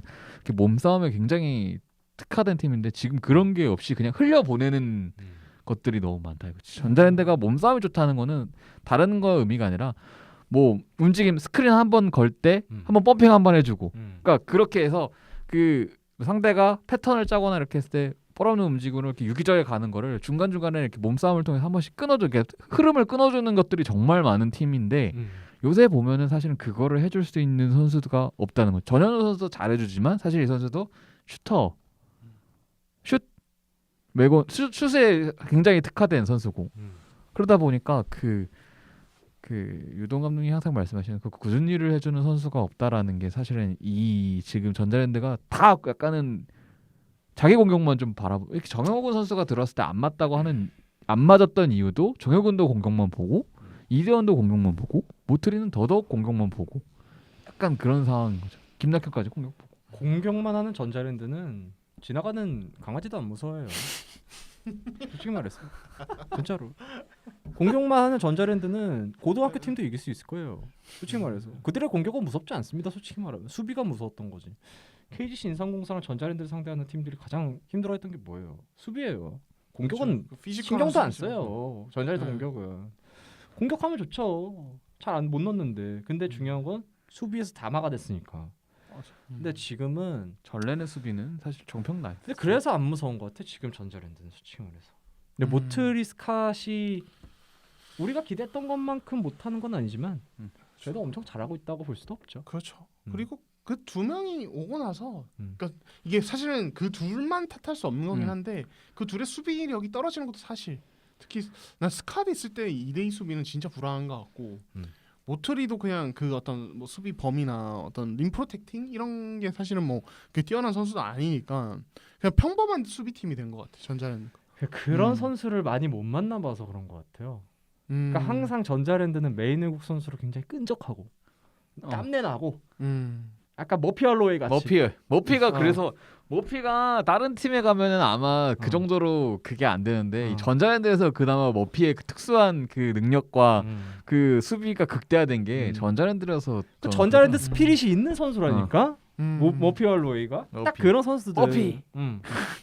아니면 진짜 리카르도 포엘처럼 그냥 박살 내는 선수가 있든지. 그쵸, 근데 그쵸. 모트리는 뭔가 박살을 내는 것도 아닌 것 같고 물 잘해요. 잘하는데 너무 잘해. 이거 확실한 뭔가 맛이 안 느껴진다고 해야 될까? 약간 맞아. 그런 느낌이 있어요. 뭔가 레벨이 되게 높은 선수라는 게 느껴지는데 잘하긴 해요. 진짜 잘해. 뭔가 잘해. 지배력이 진짜 지배력이 잘한다니까. 떨어져. 어. 뭔가 지배력이 떨어져 이상하게. 그러니까 좀 아쉬워. 그러니까 이제 모트리스카도 오고 나서 사실은 올라갈 거다 전자랜드가. 여기 옆에 있는 동환 형도 플레이오프에서 다크호스가 될 거다. 또 그 높은 것도 바라볼 수 태권도전까지 가능하다라고 약간 스리슬쩍 얘기를 했던 사람이거든요. 아니 근데 나만 그렇게 생각했던 거 아니잖아. 왜 나만 그렇게 생각했던 아 거잖아. 태권도전은 난 솔직히 아니라고 봤어. 아니 가능했? 아니 뭐 그때 모트리에 근데- 대한 기대감은 충분히 가능하다. 그러니까 이런 게 약간 보면 어떻게 보면 동환 형 같은 게 약간 좀 대부분의 사람들이 사실 일반적으로 생각하는 부분이죠. 왜냐면 워낙 네임밸류가 너무 높으니까. 맞아. 수준이 다른 선수들이 왔으니까 분명히 그러면은 이 전자랜드의 힘 자체가 이렇게 싹 올라갈 것이다 했는데 웬걸. 그냥 그게 야. 그대로였던 거지. 이게 참 전자랜드 나름의 엄청난 승부수였는데 와 이렇게 그냥 왜냐면 돼버렸죠. 물론 아직 좀 봐야 되지만. 심스 탐슨이 사실은 다른 선수들에 비해서 싸긴 쌌어요. 너무 싸긴 쌌어 사실은. 근데 그 어떻게 보면은 지금 선수들은 그 다른 팀이 투자한 만큼 어떻게 보면 맞춰서 투자를 한 거라고 볼 수 있지. 왜냐면 그 전까지는 사실 그 가성비로 사실은 갔던 선수들이잖아요. 근데 안타깝죠. 지금 이게 왜냐면 투자를 한 만큼 그 이상의 효율이 뽑아져 나와요. 근데 좀 그래야 되는데. 뭐랄까 걱정이 돼요. 만약에 삼성이 극적으로 6강을 올라가든 아니면 삼성이 떨어지고 전자랜드랑 KT가 5, 6위를 해서 이렇게 되든 저는 이 6강 플레이오프의 경기력이 역대 최악이지 않을까라는 걱정도 좀 있어요. 4강부터 그러니까 진짜 지금, 싸움인 것 같아. 그 중위권에 있는 팀들이 확 그 되게 많이 꺾이고 있어서 그 뭐 플레이오프 되면 또 달라질 수도 있겠는데 그런 몰라. 분위기도 다르고 하니까. KGC만 놓았어. KGC만. KGC만 오케이 잘 됐다. 약간 이런 상황? KGC, 그러니까 KGC 사실 김승희 감독님도 사실 원래는 여유를 부릴 위치가 아니었거든 KGC가 사실은. 근데 그 4, 5, 6이 있는 팀들이 알아서 떨어져 주니까 김승희 감독님 저도 플레이오프를 준비한다라고 그러니까 길게 볼 수밖에 없는. 그러니까 플랜을 딱딱 짜게 만들어 주는 거지 편하게. 되게 걱정이 돼요. 그러니까 반전이 있을 수 있죠. 그리고 항상 반전이 있었으니까 그래서 뭐 마냥 걱정하는 거는 문제일 수도 있겠는데 저는 지금 중위권 팀들이 너무 못해서 너무 그러니까 잘해서 접전승부가 아니라 진짜 재미없는 못해서 접전승부가 될 것 같아서 걱정. 저는 지금 KCC만 웃고 있을 것 같아요. KCC는 무조건 4, 5위잖아요. 현대모비스 3, 6이니까 3, 6 라인이니까 현대모비스는 사실은 KGC한테 약하기도 하고 플레이오프에서 KGC가 워낙 무서우니까 걱정이 많이 될 거란 말이에요. 그렇죠. KGC는 뭐 4, 5위 누가 됐든 오기만 해봐라. 4위 오리온 됐어. 4위 오리온이 올라와서 4강으로. 그럼 완전 그냥 개꿀. 고속도로에 개꿀 들어와. 예. 이거죠. 맞대결 6전 뭐 전자랜드가 되든 KT가 되든 어차피 KCC는 다 강해요. 맞아요. 이들이 무섭진 않아요. 들어와. 마음껏 들어와. 네. 맞대결 6전 전패는 진짜 막대기 6전 전패가 뭔 뜻인 줄 아세요? 제가 복날에 개맛 뜻이 많았다는 거예요. 그렇죠. 변수가 없다는 겁니다. 변수가 예. 없어요, 그거는. 그러니까 KGC가 결국에는 이슈가 그잖아요. 헤인즈가 있을 때, 그러니까 물론 지금 1위가 거의 확정됐지만은 헤인즈를 얼마나 쓸 수 있는 상대인가 이런 거 중요한데 KT는 뭐 포워드 타입이고 기본적으로 브랜드 브라운, 오리온은 뭐 그냥 아예 이제 그냥 상성이 안 맞고 거기다 오리온 로슨 쓰니까 헤인즈 마음 편하게 쓰잖아요. 심지어 KT는 상대가 포워드 용병이 나왔을 때 굉장히 약한 모습을 보여줍니다. 센터 네. 용병보다는 오히려 포워드 용병이 나왔을 때 굉장히 힘들어해요.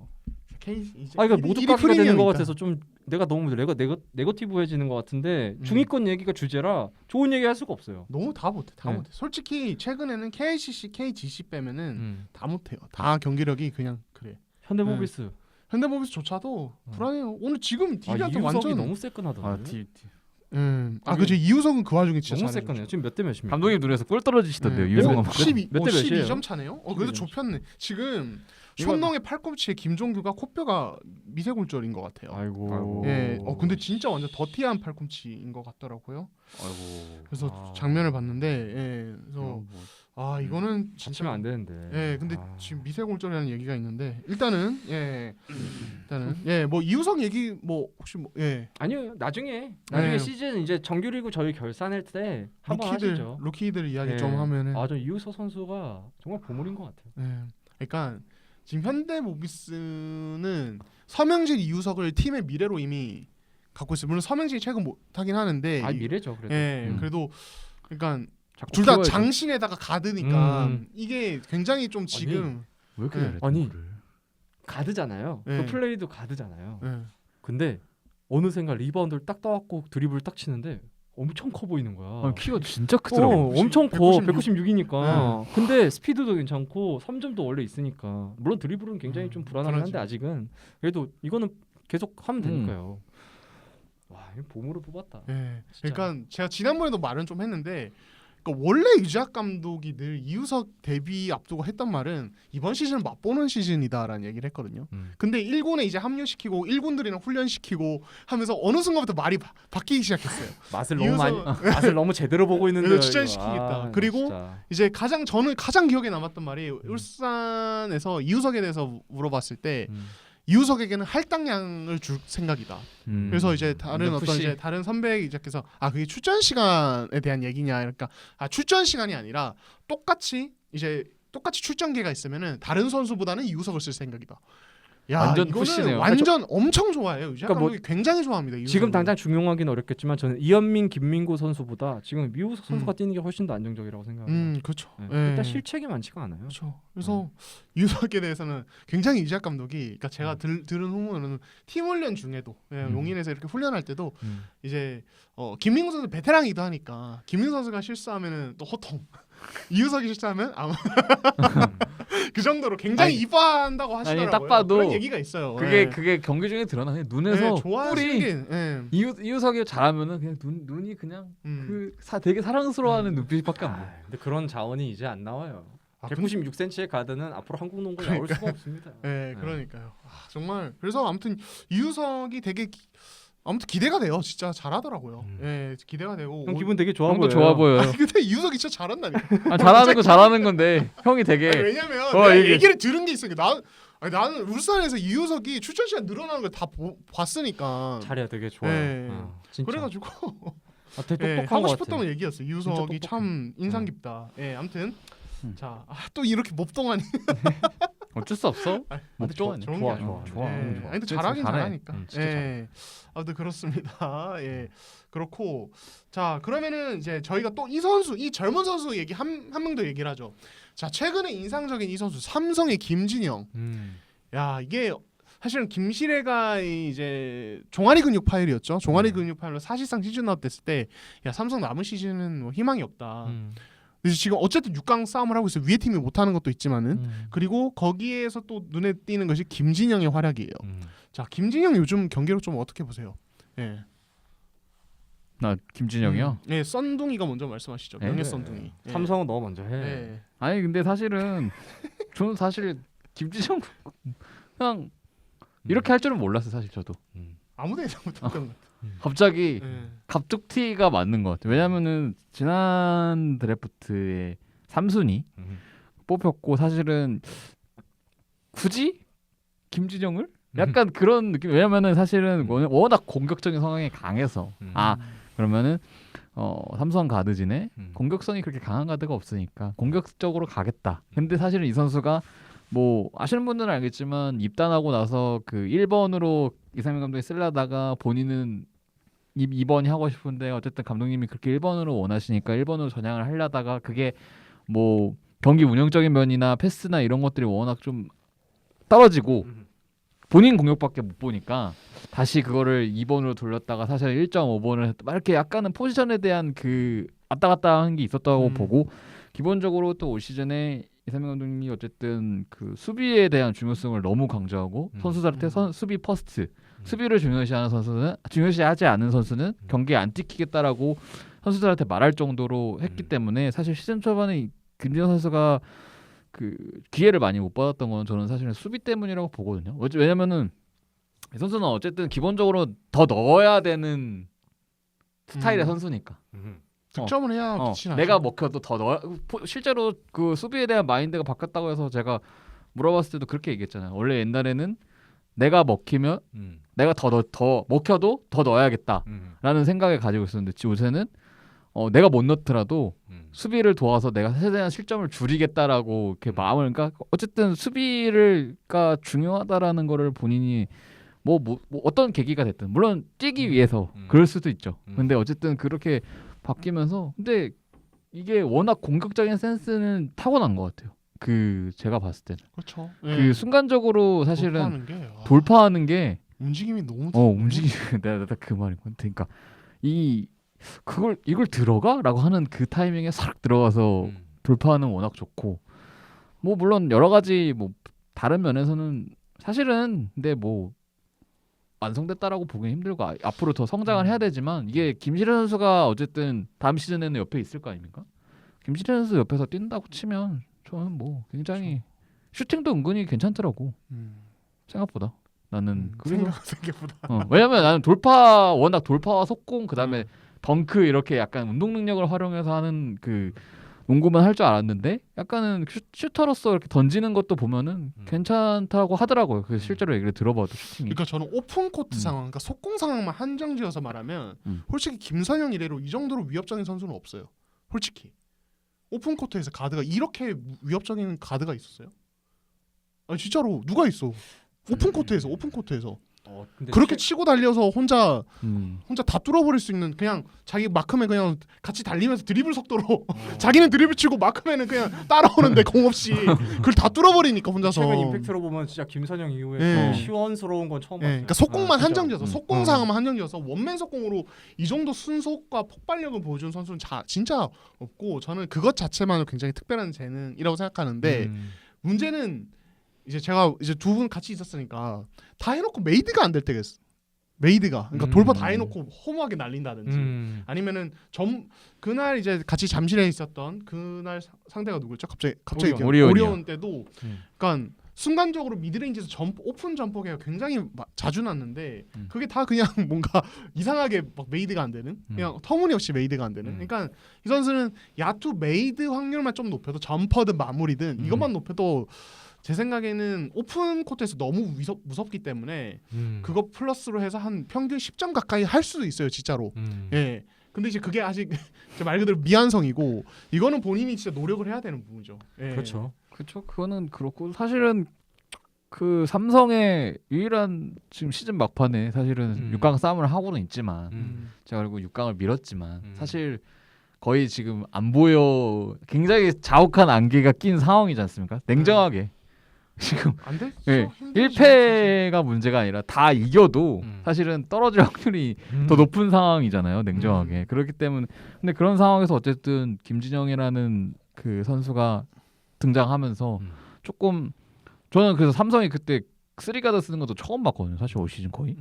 이동엽, 김현수, 김진영이 그것도 승부처 연장 때 그 세 명이 나란히 있더라고. 나 그래서 거기에 김동욱이었나? 김동욱 힉스였나 그랬을 거예요. 그러니까 완전히 그냥 볼핸들링 다 되는 그다음 슈팅 되는 선수들로 쫘라락 한 거잖아요. 거기에 오리온이 맛이 간 거잖아, 솔직히. 그 활동량이랑.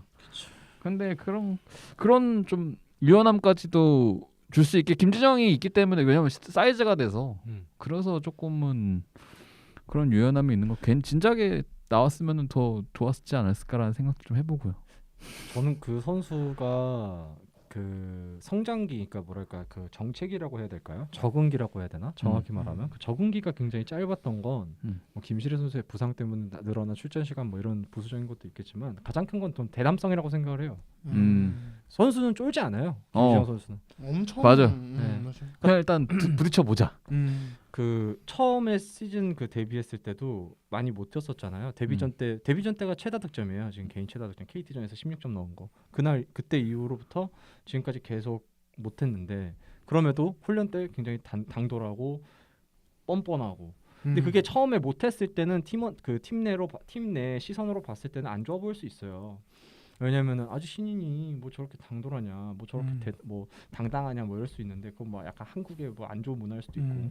근데 김진영 선수가 지금 잘하니까 저는 그 잘함이 어느 상황에서도 자기 걸 할 수 있는 그 주눅이 대담성. 안 드는 거죠. 네. 네. 저는 그게 굉장히 중요하다고 생각을 해요. 인정. 맞아요. 내가 신인이니까 내가 어리니까 수비부터 하고. 네, 형한테 뭐 볼 먼저 줘야지. 내가 슈팅 안 쏴야지. 프로의 나이랑 이런 게 중요한 게 아니에요. 실력이 중요한 거지. 사회생활 똑같잖아요. 맞아요. 네, 나이가 중요한 게 아닙니다. 그렇죠. 네. 예. 그러니까 그게 김지 진짜 중요한 거 진짜.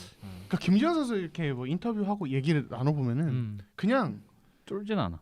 쫄지 않는데 그 음. 기반이 어디서 나오냐? 음. 그냥 별로 신경을 안 쓰는 것 같아. 그러니까 이렇게 막 이렇게 음. 섬세하게 뭔가에 대해서 골똘히 생각을 해보고 아 실수에 대해서 혼자 뭐 막 송아리라고 이런 자책하고 성격 이러면. 자체가 아니 그냥 생각을 막 그렇게 깊게 안 해. 나는 그 여러 가지 안 좋은 거에 대해서 계속 되새기는 걸 난 섬세함이라고 보지 않아요.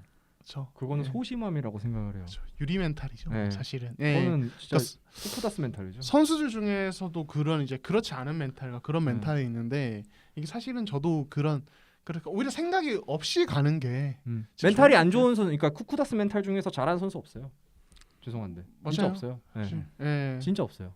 오히려 되게 뻔뻔하고 네. 예, 당돌하고. 과감해져야 되는데 아무튼 그래서 이제 김지현 선수 그런 게 기대가 되고 김실이랑 같이 뛰었을 때도 진짜 궁금하긴 하네요. 일단은 1번으로서 역할은 김실이가 다 해주니까 그럼 옆에서 사이드에서 2번 1.5번에서 2번으로 뛰었을 때 이 폭발력이라든지 관건은 뭐 슈팅을 좀 살리는 거겠지만은 뭐 왜냐면 어쨌든 그 김실현 선수의 사이즈 때문에 김실의 김현수를 같이 쓰기는 솔직히 조금 약간 부담이 있단 말이야. 무리가 있죠. 너무 작아요. 너무 작기 때문에. 그렇게 하면은 딱 김진영이 거기에 딱 들어갈 만한 그렇죠. 그런 자원인데. 그리고 삼성 가드진에 솔직히 수비 좋은 자원이 김강철이 좀 괜찮긴 했는데 나쁘지 않긴 했는데 김강철은 수비 괜찮은 편인데. 예. 모비스 잘한다기보다는 파울이 많은 수비를 해요. 그건 네. 그렇죠. 파울을 많이 하죠. 근데 모비스 출신 가드라서 사실은 원래 모비스 선수들은 수비는 믿고 쓰는 약간 그런 게 있어서 얼마 안 그러니까- 있었어요. 근데 이제 뭐 김강철 선수 현대 모비스 뭐 얼마 있었다? 한 5년 최소 한 5, 6년 있어야지. 뭐 한 몇 년 있고 뭐 현대 모비스 선수 그럼 김강철 그다음에 수비 좀 괜찮고 근데 나머지 자원들은 수비도 그냥 그래요 사실은. 아니, 예. 그래서 어. 사실은 김진영이 수비 약하다고 했는데 지금 좋아졌는데 지금 김진영이 사실 다른 삼성 가드들이랑 비교했을 때 수비가 약하다고 할 수가 없어요. 뺏는 수비는 제일 좋은 것 같아. 뺏는 그렇죠. 수비. 그리고 사실 수비가 좋다기보단 이동엽 선수가 그래도 가장 끈덕지게하죠. 끈적끈적한 그 피지컬이 있으니 잘하진 않아요. 당신 네. 가드고 그러다 보니까 음. 이게 밀리지 않고 약간 음. 이렇게 부비적 하는 그런 느낌. 원래 그런 선수가 아니었거든요. 화려한 거 좋아하는 선수였어요. 고등학교 때는 거의 진짜 랭킹 예, 상위권이었어요. 엄청 유명했잖아요. 엄청 유명했죠. 예. 근데 그럼 뭐 합니까? 예. 지금 뭐 블루 칼라 워커인데요. 뭐. 자 아무튼 그렇습니다. 자 이렇게 또 김진영 선수까지 저희가 또 따로 아예 빼가지고 얘기를 좀 해봤고 자 지금 이제 KBL 시상식이 4월 6일에 열릴 4월 예정입니다. 7일. 4월 6일 아닌가요? 7일입니다. 7일이에요? 네. 내가 잘못 알고 있었네. 네. 4월 4월 7일이에요? 7일 수요일 네. 4월 7일이에요. 아무튼 그러면 거의 뭐 일주일 정도 네. 일주일 정도 남아 있는데 자 지금 이제 각 구단이 이제 어떤 이제 후보를 이제 각 부문별로 제출하려는 어떤 이제 이것 때문에 좀 이슈예요. 네, 사실 이미 제출이 어느 정도 됐고 근데 그거에 대해서 이제 얘기가 정말 많은데 자 일단 그런 상황 속에서 우리가 이제 MIP 얘기를 한번 해보려고 합니다. 기량발전상 말씀이시죠? 예, 기량발전상 저희가 각자 MIP 후보 3명 내가 생각하는 MIP 강력한 탑3 이렇게 꼽아봤습니다. 자 일단은 뭐 어떻게 3위부터 각자 이야기를 할까요? 저는 사실 3위 이런 것보다 저는 팬심으로 한 명 뽑고 그냥 진짜 기량 발전했다라는 선수 2명 뽑았거든요. 사실 저는 약간 팬심인 선수는 따로 하나. 네, 누군데요? 그럼 자유롭게 말을 하시죠. 예. 저는 LG 이관희. 아. LG로 간 이관희. 기량 발전에 일리 대한 있다. 일리 LG의 있어. 이관희. 그러니까 삼성에 대한 삼성 이관희가 말고 LG로 이적한 이관희. 그 선수는 저는 그냥 제 마음속에 약간 팬심을 담아서 그 선수가 충분히 기량 발전을 했다라고 보기 때문에 그게 진짜 기량 발전이에요. 왜냐면은 LG 가서 이관희 선수가 평균 17점에 평균 어시스트가 한 6개 정도 됩니다. 그러니까 굉장히 완전 그냥 지금 LG 가서 완전히 이 선수에 대한 평가며 그 걱정 어린 시선들이며 되겠어라는 약간 의문 이런 걸 다 지워버렸기 때문에 저는 사실 LG의 이관희는 기량 발전상에 팬심을 담아서 갈 수 있잖아요. 간다고 저는 그렇게 봅니다. 좋다. 인정. 뭐 그럴 수 있죠. 네, 음. 좋습니다. 네. 3위. 네. 아니 뭐 순위는 하지 맙시다. 그러면 하지 자 말까요? 민종 기자도 한 명 좀 이 선수는 진짜 이번 시즌 받을만하다. 아니면은 뭐 최영석 기자처럼 좀 약간 좀 눈길이 많이 갔던 선수라든지 저는 전현우. 전현우. 네. 사실 전성현, 전현우 둘 중에 굉장히 고민을 좀 많이 했어요. 네, 전성현 선수도 지금 굉장히 좋지만 사실 근데 썰린저 오기 전에 전성현보다는 전현우가 그래도 전체를 봤을 땐 괜찮지 않나라는 생각을 좀 했거든요. 그 지난 시즌에 비해서 기량이 발전한 선수를 얘기하는 거잖아요. 전현우 선수만큼 발전한 선수가 있나 싶기도 하고 보면은 굉장히 많이 올라왔죠. 지금 핵심 식스맨 사실 거의 선발 선수라고 그러니까 베스트 5라고 볼 수도 있어요. 때에 따라서는 3점슛 성공률이 지금 40%가 넘어가고 제가 알기로는 5손가락 안에 들거든요. 성공률이. 전자랜드에서 3점슛이 가장 정확한 선수라고 생각을 해요. 김낙현 선수보다 전현우 선수가 던졌을 때 이게 들어갔다라고 느낌이 들거든요.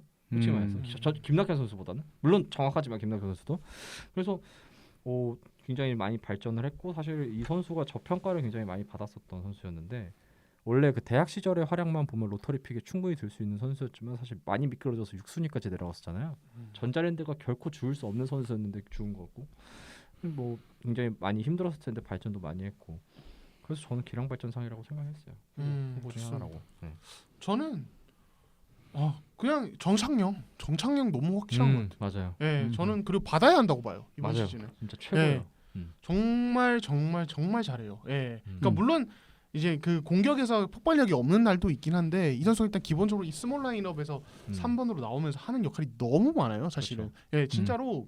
그러니까 송교창과 이정현이 조금 수비에서 그나마 이제 힘을 좀 뺄 수 있게 만들어주는. 사실 이정현은 좀 많이 뺄 때가 많죠. 송교창은 좀 4번 수비를 해야 되니까 부담이 있는데, 근데 그거를 정창영이 다 메워줘요, 사실은. 예, 그러니까 이번 시즌 사실은 또 초반에 KCC가 이제 유병훈, 김지한 다 빠져가지고 부상으로 그렇게 되면서 사실은 상대의 어떤 에이스 가드들 같은 경우는 또 정창영이 많이 막아줘야 됐고 예 이런 부분까지 있어가지고 물론 유현준이 막을 때도 있었지만 상황에 따라서 그래서 정창영이 또 뭐 공격에서도 또 롤플레이어로서 이 정도 해주는 게 진짜 되게 진짜 대단했어요. 예 근데 이제 예전에 정창영 지난 시즌만 해도 아직은 뭔가 적응 단계였고 예전에 LG에서 LG 정창영은 진짜 솔직히 맞아. 조기에 커리어를 마감해도 이상하지 않은 그렇죠. 예 그런 선수였단 말이에요.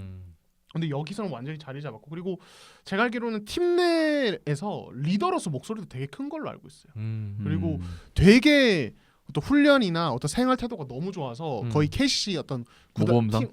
진짜 분위기를 만들어가는 어떤 굉장히 모범적인 선수라고 들었어요. 예, 그래가지고 그런 어떤 생활 태도까지 같이 봤을 때 이 선수야말로 지금 KCC에서 정말 빠지면 안 되는 선수라는 생각이 들어요. 예. KCC 경기를 많이 보신 분들은 아시겠지만 KCC가 힘들어하는 순간에 항상 뭔가 폭발력 있게 득점을 빵빵 꽂고 그다음에 수비를 하는 선수는 대부분 다 정창영 선수였어요. 결정적인 3점도 놓고 막 어디서 날라와서 리바운드 잡아내고 맞아요. 예. 진짜 터프하면서도 굉장히 세련됐고 여러 가지 수식어로 굉장히 설명이 가능한 선수 같아요. 물론 뭐 그 외적으로도 뭐 주전급 선수들이 분명히 있어서 사실 뭐 주전급 이렇게 막 평가할 수는 없겠지만 KCC가 사실 이번 시즌에 앞선 자원이 굉장히 많아가지고 뭐 이렇게 정리에 대한 부분도 굉장히 많았잖아요. 질서를 잘 정리해야 된다라는 이런 굉장히 좋은 후보도 붙었었는데 정창현 선수가 그 중간 역할을 굉장히 잘해준 것 같아요.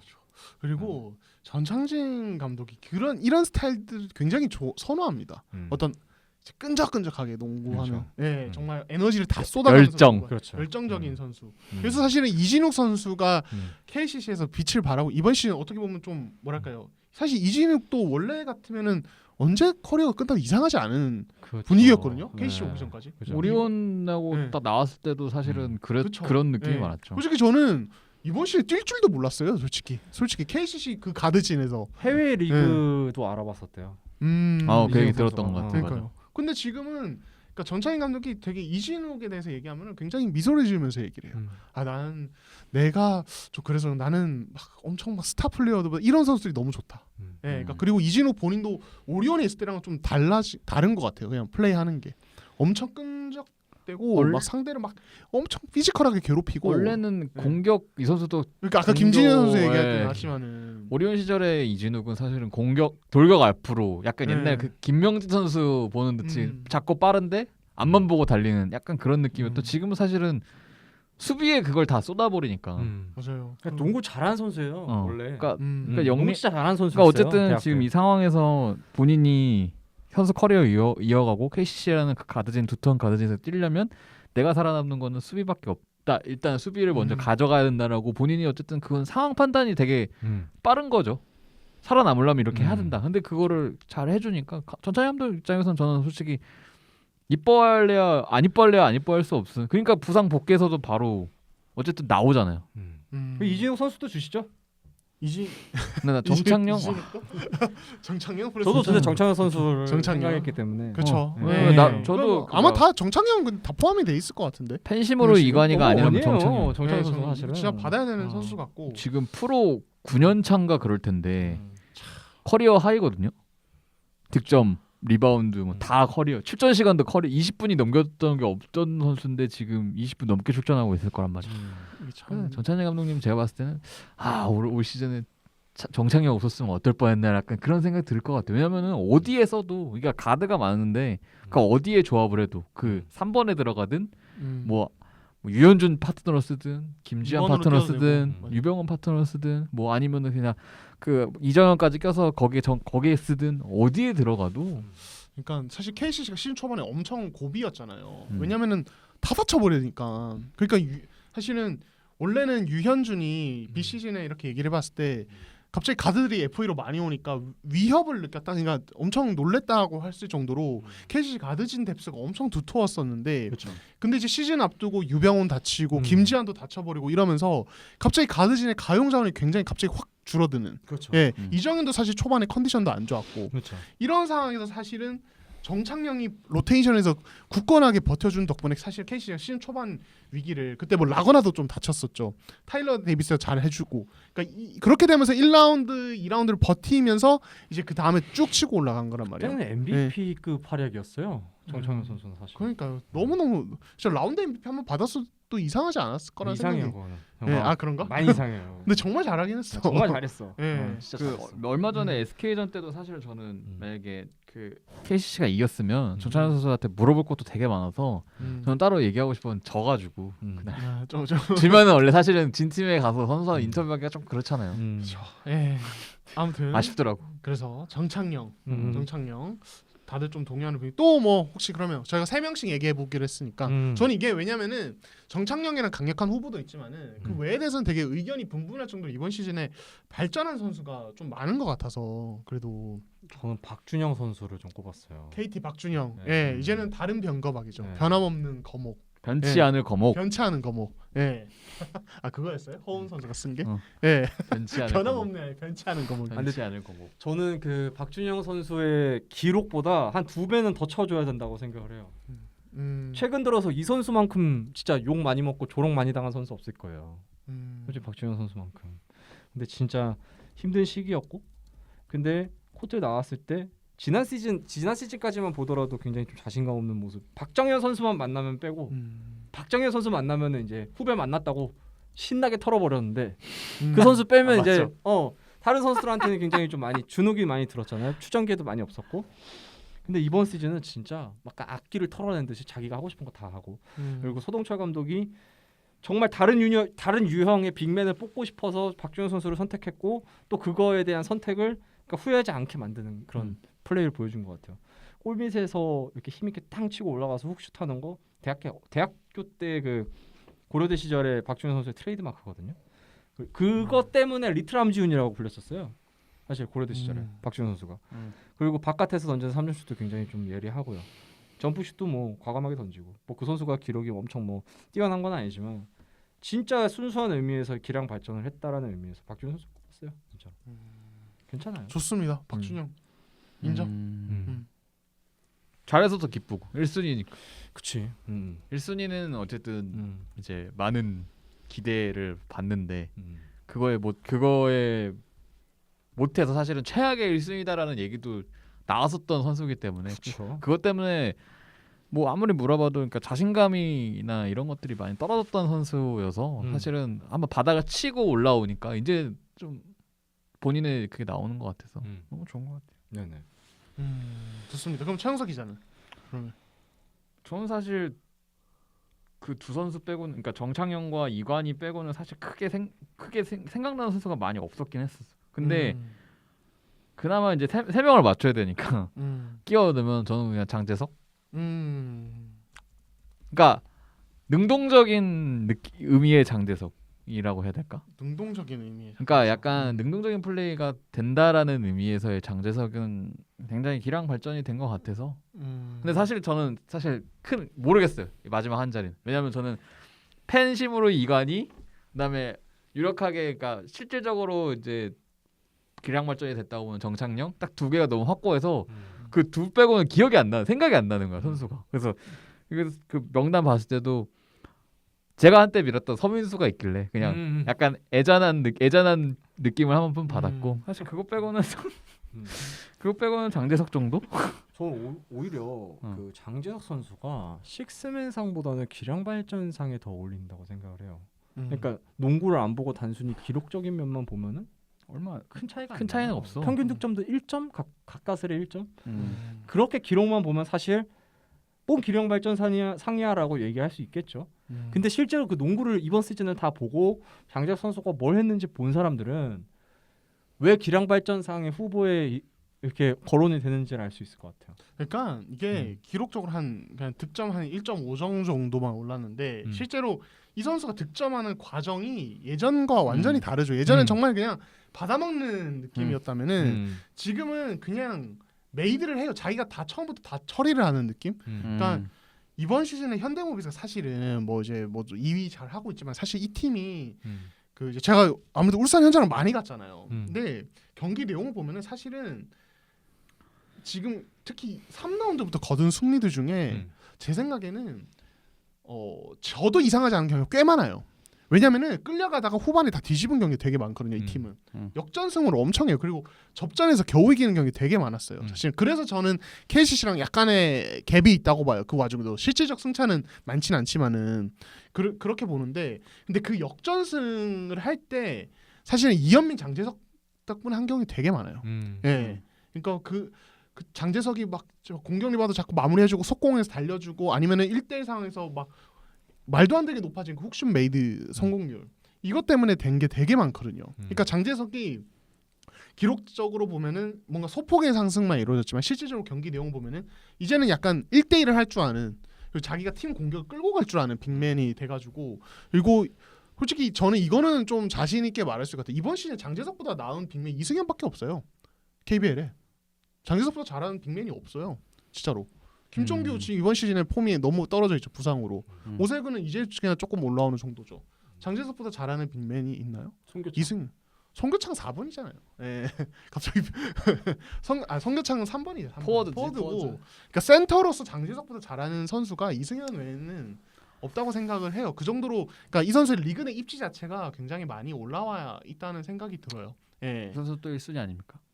그렇죠. 1순위니까. 예. 근데 진짜 1순위는 괜히 1순위가 아닌 것 같아. 진짜 어쨌든 솔직히 말하면 어떻게는 진짜 뭐 어떻게든 보여줘. 진짜로. 그러니까 이게 참 저는 솔직히 이 정도가 될 줄 몰랐어요. 그러니까 너무 잘하더라고 농구를. 아니 기록이 눈을 떴어. 기록의 그 차이보다도 진짜 지난 시즌 장재석 선수를 보다가 이번 시즌 장재석 선수를 보면은 완전 다른 선수죠. 그러니까 스타일이 지난 시즌은 그냥 골 밑에서 공 잡아도 펌프페이크 할 것 같은 그런 선수였는데 어디서 잡아든 펌프페이크를 할 것 같았는데 유재학 감독이 그러니까 그 장재석 선수와 같이 뛰었던 오리온 선수들한테 장재석 선수에 대해서 물어본 적이 있었어요. 뭐 특정 선수라고 발언하지 않겠습니다만 이런 얘기를 하더라고요. 유재학 감독님이 하라는 것만 해서 저렇게 발전한 거다. 오늘 코칭 스태프의 영향이 되게 정말 많은 걸 의미하는 말이죠. 하라는 거 딱 하라는 거 하고 하지 말라는 거 했을 때 바로 빼시지 않느냐. 그래서 발전한 거다. 네. 그러니까 그게 뭐냐면은 장재석 선수가 어떤 걸 해야 될지 정확하게 짚어줬다는 거죠. 그 유재학 감독님과 코칭 스태프가. 그래서 저는 뭐 그런 부분에 있어서는 굉장히 좀 고무적이지 않을까. 그렇죠. 나는 여기 맞다 갑자기 생각나는데 여기 난 후보에는 없는데 기록만 놓고 나는 FA 로이드를 받은 이재도 가능 같아요. 충분히. 기록 맞춰서 후보에는 없지만 엄청 상승했잖아요. 왜 후보에 없는지는 진짜 뭐 많. 그러니까 알지만. 지금은 사실은 뭐 KBL이 베스트 5는 뽑지만 뭐 베스트 5 퍼스트 말고 세컨드나 서드 뭐 이렇게까지 가면은 이재도는 저는 무조건 들어갈 선수인 것 같고 사실 원래 그 정도가 아니었잖아요. 이재도도. 예. 그리고 지금 그러니까 KGC 오기 전에도 그렇고 KGC 오고 나서도 이렇게 그러니까 평균 득점을 이렇게 한 10점 이상을 꾸준히 찍는 선수가 아니었단 말이죠. 단지 좀 약간 신장이 좀 작다라는 그 인식이 좀 강했고 물론 뭐 몸싸움이나 그러니까 뭐 그 작은 신장에 비해서 프레임이 좀 몸이 두껍고 좀 빠르고 약간 돌격형이고 약간 그런 느낌은 있었지만 이 선수가 뭐 진짜 공격을 주도적으로 한다 그런 느낌 없었는데 사실은 어느샌가 보면 지금 평균 한 12점 정도 하고 있고 이런 것들이 그러니까 물론 FA가 본인은 시즌 초반에는 뭐 의식을 안 한다고 했지만 이게 시즌이 시작하면서 의식을 안 할 수가 없다라고 이제 마음이 바뀌었거든. 그리고 분명히 이재도 선수를 지금 원하는 팀들도 분명히 지금 이제 하나둘씩 있을 거고 있고. 거의 최대화 아닌가요? 다음 시즌 송교창하고 이재도가. 근데 송교창이랑 갭이 좀 있지만. 송교창은 뭐 완전 말도 안 되는 최대어라고. 대어 중에 최대어의 그 너무 가드가 필요한 팀에서 거의. 최대어죠. 가드 쪽 최대어. 네, 가드 쪽 그래서 최대어. 그 물론 FA 로이드가라는 게 조금 있겠지만 그럼에도 불구하고 전체적으로 봤을 때 굉장히 뭐 여러 다방면에서 가드로서의 역할이 굉장히 잘해주는 선수인 것 같기도 하고. 저는 여전히 이재도는 사실은 뭐 패싱 게임을 잘하거나 시야가 넓은 선수는 전혀 아니라고 생각하긴 하는데 자기 그 2대2 할 때 자기 어떤 득점 기회를 순간적으로 만들어서 그냥 점퍼를 팍팍 꽂아고 이건 너무 위협적이에요. 그리고 너무 위협적이에요. 그 스크린 스프레이터 디펜스 하는 그게 나는 너무 멋있어. 그거 진짜 위협적. 그거 나 어떻게 하냐고 물어봤거든. 네. 그때 내가 따로 물어봤어. 내가 너무 궁금해. 그걸 너무 많이 하길래 이게 어떻게 이렇게 자주 하고 너 어떻게 하는 거냐 했더니 그냥 하는 건데요라고 하더라고. 가드가 갖춰야 될 것 중에서 패스와 시야를 빼면 다 갖췄어요. 맞아. 시야는 네. 저를 어떨 때 보면 되게 답답할 정도로 패스를 그러니까 딱 누가 봐도 이제 비어서 뚫려 있는데 줘야 되는데 근데 그걸 빼고 어. 패스와 시야 빼면 다 갖췄어요. 포인트 가드로서. 맞아요. 진짜로. 수비도 잘해. 수비도 너무 좋고 수비도 스피드 너무 빠르지, 슈팅 좋지, 돌파 네. 좋지, 메이드 능력 좋지. 패스와 시야 빼면. 근데 딱 지금처럼 공격형 가드로 자기 잘하는 거 하는 게 아우, 저는 아유. 괜히 무리하게 여기서 뭐 정통 포인트 포인트 가드를 뭐 이런 거 입히고 하겠다. 하지 않았으면 좋겠어. 저는 그런 시도를 하는 게 굉장히 그 선수를 오히려 죽인다고 생각하고 라존 론도 네. 정도 하지 않으면 정통 포인트 가드 어디다 되지도 말아야 돼요. 또 보스턴 얘기 나오네. 또 민중 기자 요즘에 프로필 사진 보스턴으로 바꿨거든요. 아무튼 그렇습니다. 이제도 좋습니다. 에리하우스, 예, 리온포우. 예. 그럼 또 여기에 뭐 추가적으로 그러면 저는 근데 세 번째 선수 얘기가 조금 애매하긴 하더라고요. 그러니까 뭐 박준영도 저도 전현우도 그렇고 다 성장한 선수긴 한데 그냥 저는 그래도 이 선수도 무섭긴 하더라고요. 변준영 논란이 있긴 하지만 그러니까 어쨌든 이 선수가 지금 뭐 김승희 감독이 문제 삼는 어떤 플레이들도 있고 사실 단점도 있어요 이 선수. 진짜로. 근데 어쨌든 1대1에서 이렇게 위협적인 선수는 흔치 않고 그렇죠. 그리고 굉장히 많은 성장폭을 일궈냈다고 생각해요. 왜냐하면 상대팀들이 이제는 이 선수에 대한 수비법을 준비하고 나올 정도니까 수비를. 그래서 저는 변준영. 시즌 초반까지만 하더라도 외국 선수들이 제목 못 해줬을 때 이제도 변준영이 사실상 외국 선수였어요.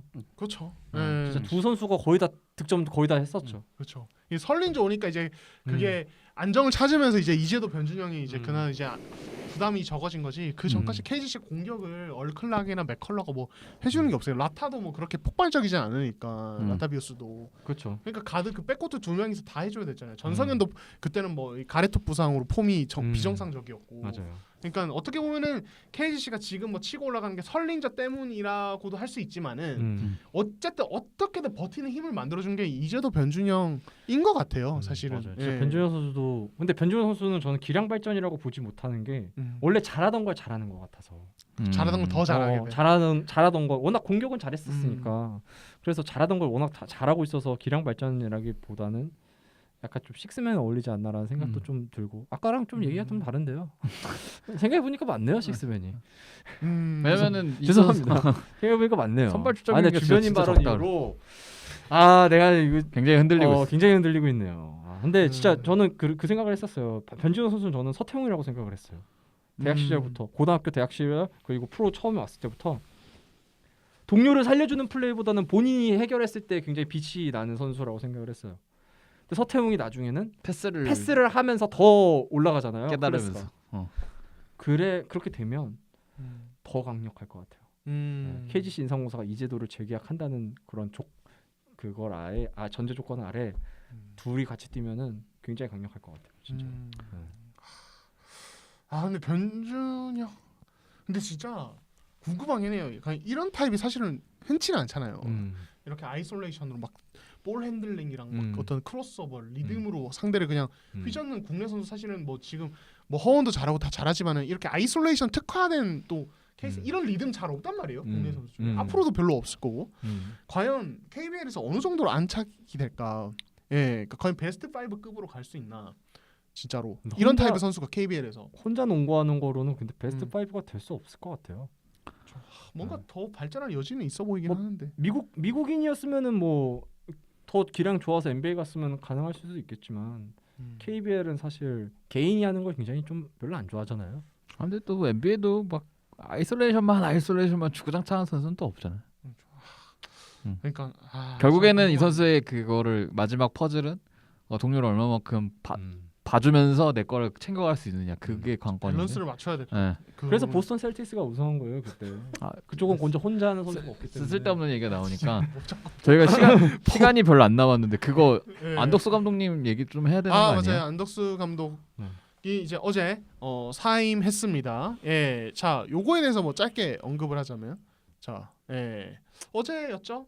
오전에 이제 첫 기사가 났고, 이후에 이제 구단 차원에서 보도 자료까지 나왔습니다.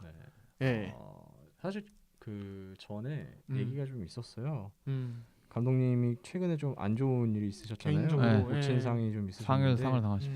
그리고 계속 그 성적에 대한 부담감도 굉장히 크셨고, 그래서 결국에는 이제 뭐 이게 정확한 속내는 몰라요. 근데 인터뷰에 나온 걸로는 이제 감독님이 먼저 사의 표명을 했다라는 건데, 뭐 그렇게 해서 이제 지금은 이제 빈 공석이 됐죠 그쪽이 자리가. 뭐 감독님이야 지금 이제는 쉬어가는 시간을 갖겠다고 하셨고, 조만간 만나기로 했어요. 그래서 뭐 한번 그때 한번 진솔하게 얘기 한번 들어보는 게 좋을 것 같고요. 그리고 지금 현재 KB스타즈는 새로운 감독님을 이제 찾고 있는 상황인데, 물색하고 있죠. 오늘 아침에 이제 저희 김용호 기자가 기사를 썼는데 브라이언 에글러 외국인 감독, 네, WNBA WNBA 최다 승리 기록을 가지고 있는 LA 스팍스랑 댈러스 윙스. 네, 그래서 맞아요. 그리고 심지어 그분이에요. 그 고아라 선수나 그리고 박지수 선수가 이제 미국에 갈 수 있도록 계속 푸시를 해주는 분이에요. 에이전트를 통해서. 한국 농구에 굉장히 관심이 많으시고 특히 박지수 선수한테 굉장히 관심이 많습니다. 그래서 이제 또 이제 KB스타즈 감독 자리가 비었다는 걸 알고 그쪽 지금 그러니까 구단을 통해서 어필한 게 아니고요. 에이전트 쪽에서 얘기를 한 거예요. 그쪽 관심이 많다. 그래서 이제 뭐 KB스타즈도 얘기를 좀 들었긴 했대요. 그래서 이제 근데 사실은 지금 그분도 있지만 지금 다른 분들도 굉장히 많아요. 전직 감독님들, 그러니까 야인들이 호시탐탐 노리고 있어요. 전현직. 예. 전현직이라고 해야 되나? 그렇지. 지금 막 고등학교 코치나 뭐 이런 사람들도 있으니까. 전직 국가대표. 아유, 있죠. 많아요. 뭐 이 손가락 10개 정도 되나? 하여튼 많아요. 기가 막혀요. 근데 이제 뭐 우리가 이제 얘기를 들으면 그분이면 최고지. 이런 분도 있고요. 딱 들었을 때 함정 카드인데 왜 또 와? 이럴 수도 있는 거고. 이런 유명한 분들도 많이 언급이 네. 되더라고요. 예. 근데 제가 아는 걸로는 일단은 안덕수 감독 그러니까 이런 의심을 할 수 있어요. 왜냐하면 보통 이제 사의를 표했다고 하는데 알고 보면 뭐 원래는 뭐 경질이라든지 대부분이 다 경질이죠. 네. 근데 이거는 전혀 그런 케이스는 아니라고 하더라고요. 정말로. 안덕수 감독이 먼저 KB 구단에 사의를 표했고 굉장히 좀 좋게 끝난 것 같더라고요. 네, 그러니까 KB 구단 자체가 안덕수 감독에 대한 어떤 뭐랄까, 그러니까 애정이랄까요? 그리고 어떤 신뢰가 되게 좀 두터운 걸로 알고 있고 이번에도 어떻게 보면 안덕수 감독이 먼저 사의를 표하지 않았으면은 사실은 계속 다음 시즌도 지휘봉을 잡고 갔을 그런 상황이었던 걸로 알고 있어요. 그렇죠. 그러니까 아무튼 굉장히 좀 이렇게 좋게 끝난, 좋게 어쨌든 끝난 우승을 이 시즌 좋게 끝나는 게 어디 있어요? 근데 나는 그렇게 들었어. 굉장히 좀 기분 좋은. 아니 그러니까 어차피 나왔으면 후련한 이별이라는 얘기를 들었고, 근데 뭐 아직 차기 감독은 뭐 좀 봐야죠 진짜. 갑자기 자리 너무 큰 자리가. 예. 그 외국인 감독님 관련해서 음. 그런 얘기도 있었어요. 그 보통 그 국가대표 감독하면은 막 경향이 열려갖고 막 외국인 감독 들어오면은 막 그런 얘기도 있었잖아요. 그 포포비치 감독도 우리나라 들어오면은 감독 못한다 뭐 이런 얘기 있었잖아요. 진짜 감독 못하거든요. 우리나라 들어오면 대한민국 농구 국가대표 감독 못해요. 포포비치 감독은 그거 예전 기준으로 하면 예전 기준으로. 예. 왜냐면 우리나라에서 뭔가 경력이 없으니까. 뭐 가산점 뭐 네. 이런 거 해야 되니까. 네. 허재 감독보다 경력이 딸려요. 포포비치 감독이 진짜로. 그리고 포포비치는 네. 결정적으로 비선출이라 우리나라에서는 네. 감독할 수가 없어. 그렇죠. 우리는 원래 비선출은 취급 안 하잖아요. 그런 나라잖아요, 우리가. 네. 근데 그래서 뭐 이런 얘기들이 있었어요. 그 스포츠 자격 지도자 그 2급을 뭐 따야 된다, 뭐 이런 국민 그런 거 따야 되는 거 대한체육회? 아니냐. 대한체육회? 응. 그래서 그거 진짜 만약에 그런 걸로 또 이렇게 시비가 걸리면 진짜 코미디가 된다. 그래서 제가 알아봤어요. 근데 제가 생각해 보니까 예전에 KBL에서도 외국 감독이 있었거든요. 그리고 최근에 스테이시 험프리스. 호그먼 감독이 있었잖아요. 그리고 WKBL은 외국인 감독은 없었지만 그 외국인 코치도 있었고요. 기술 고문이었나 하여튼 있었어요. 그리고 다른 나라들도 분명히 다 있단 말이죠. 알아보니까 문제 없대요. 네. 결과론적으로는 문제 없대요. 그냥 들어오면 들어오시는 거고. 네. 근데 뭐 이제 KB스타즈 쪽에서는 이제 사실 근데 머리가 굉장히 아프죠. 왜냐면은 은행권이 굉장히 보수적이잖아요. 그리고 또 외국인 감독 성공 사례가 다른 스포츠에 있는데 농구는 없어요. 농구는 다 실패했어요. 그렇죠. 험프리스 감독 최악이었죠. 스테이시 오거먼 감독이 우승을 시킨 건 아니었어요. 4강에서 떨어졌잖아요. 완패했죠 현대모비스한테. 그렇기 때문에 성공 사례가 없어서 진짜 선뜻 이렇게 손을 내밀기는 애매할 거예요. 여자 농구도 처음이니까. 그런 것도 있어요. 그러니까 사실은 그러니까 외국인 감독 왔을 때 뭐 여러 가지 어떤 부분들이 다르잖아요. 근데 제가 느끼기에는 또 중요한 것 중에 하나가 사실 KBL은 두 팀끼리 한 시즌에 6번을 맞붙는 6번이나 붙는 굉장히 독특한 리그예요. 사실 어느 나라도 이런 경우가 없어요. 어느 6번씩이나 맞붙는 네. 바보짓은 안 하죠. 예. 그러니까 서로를 너무 잘 알아요. 모든 팀이 서로를 너무 잘 알아. 그러니까 선수도 너무 잘 알고 각 팀 감독이 그러니까 왜냐면은 아마농구 때부터 다 알고 뭐 이렇게 하니까 너무 잘 알고 저 선수가 어떻게 컸고 저 선수가 지금 어떻고 이런 걸 너무너무 잘한단 말이에요. 근데 외국인 감독이 오면 문제가 뭐냐면 파악이 안 돼. 몰라요. 어떤 선수 이 선수가 어떤 타입이고 어떤 타입인지. 예. 그러니까 경기 준비가 사실은 스카우팅이라는 게 유망주 스카우팅도 있지만은 상대 경기 준비할 때 프로팀에서 상대 팀 선수를 이제 체크하고 비디오 분석하는 또 스카우팅이라고 하는데 그게 안 돼요. 외국인 감독이 왔을 때. 그리고 그러니까 사실 결국에는 국내 지도자들의 도움이 또 필요하거든요.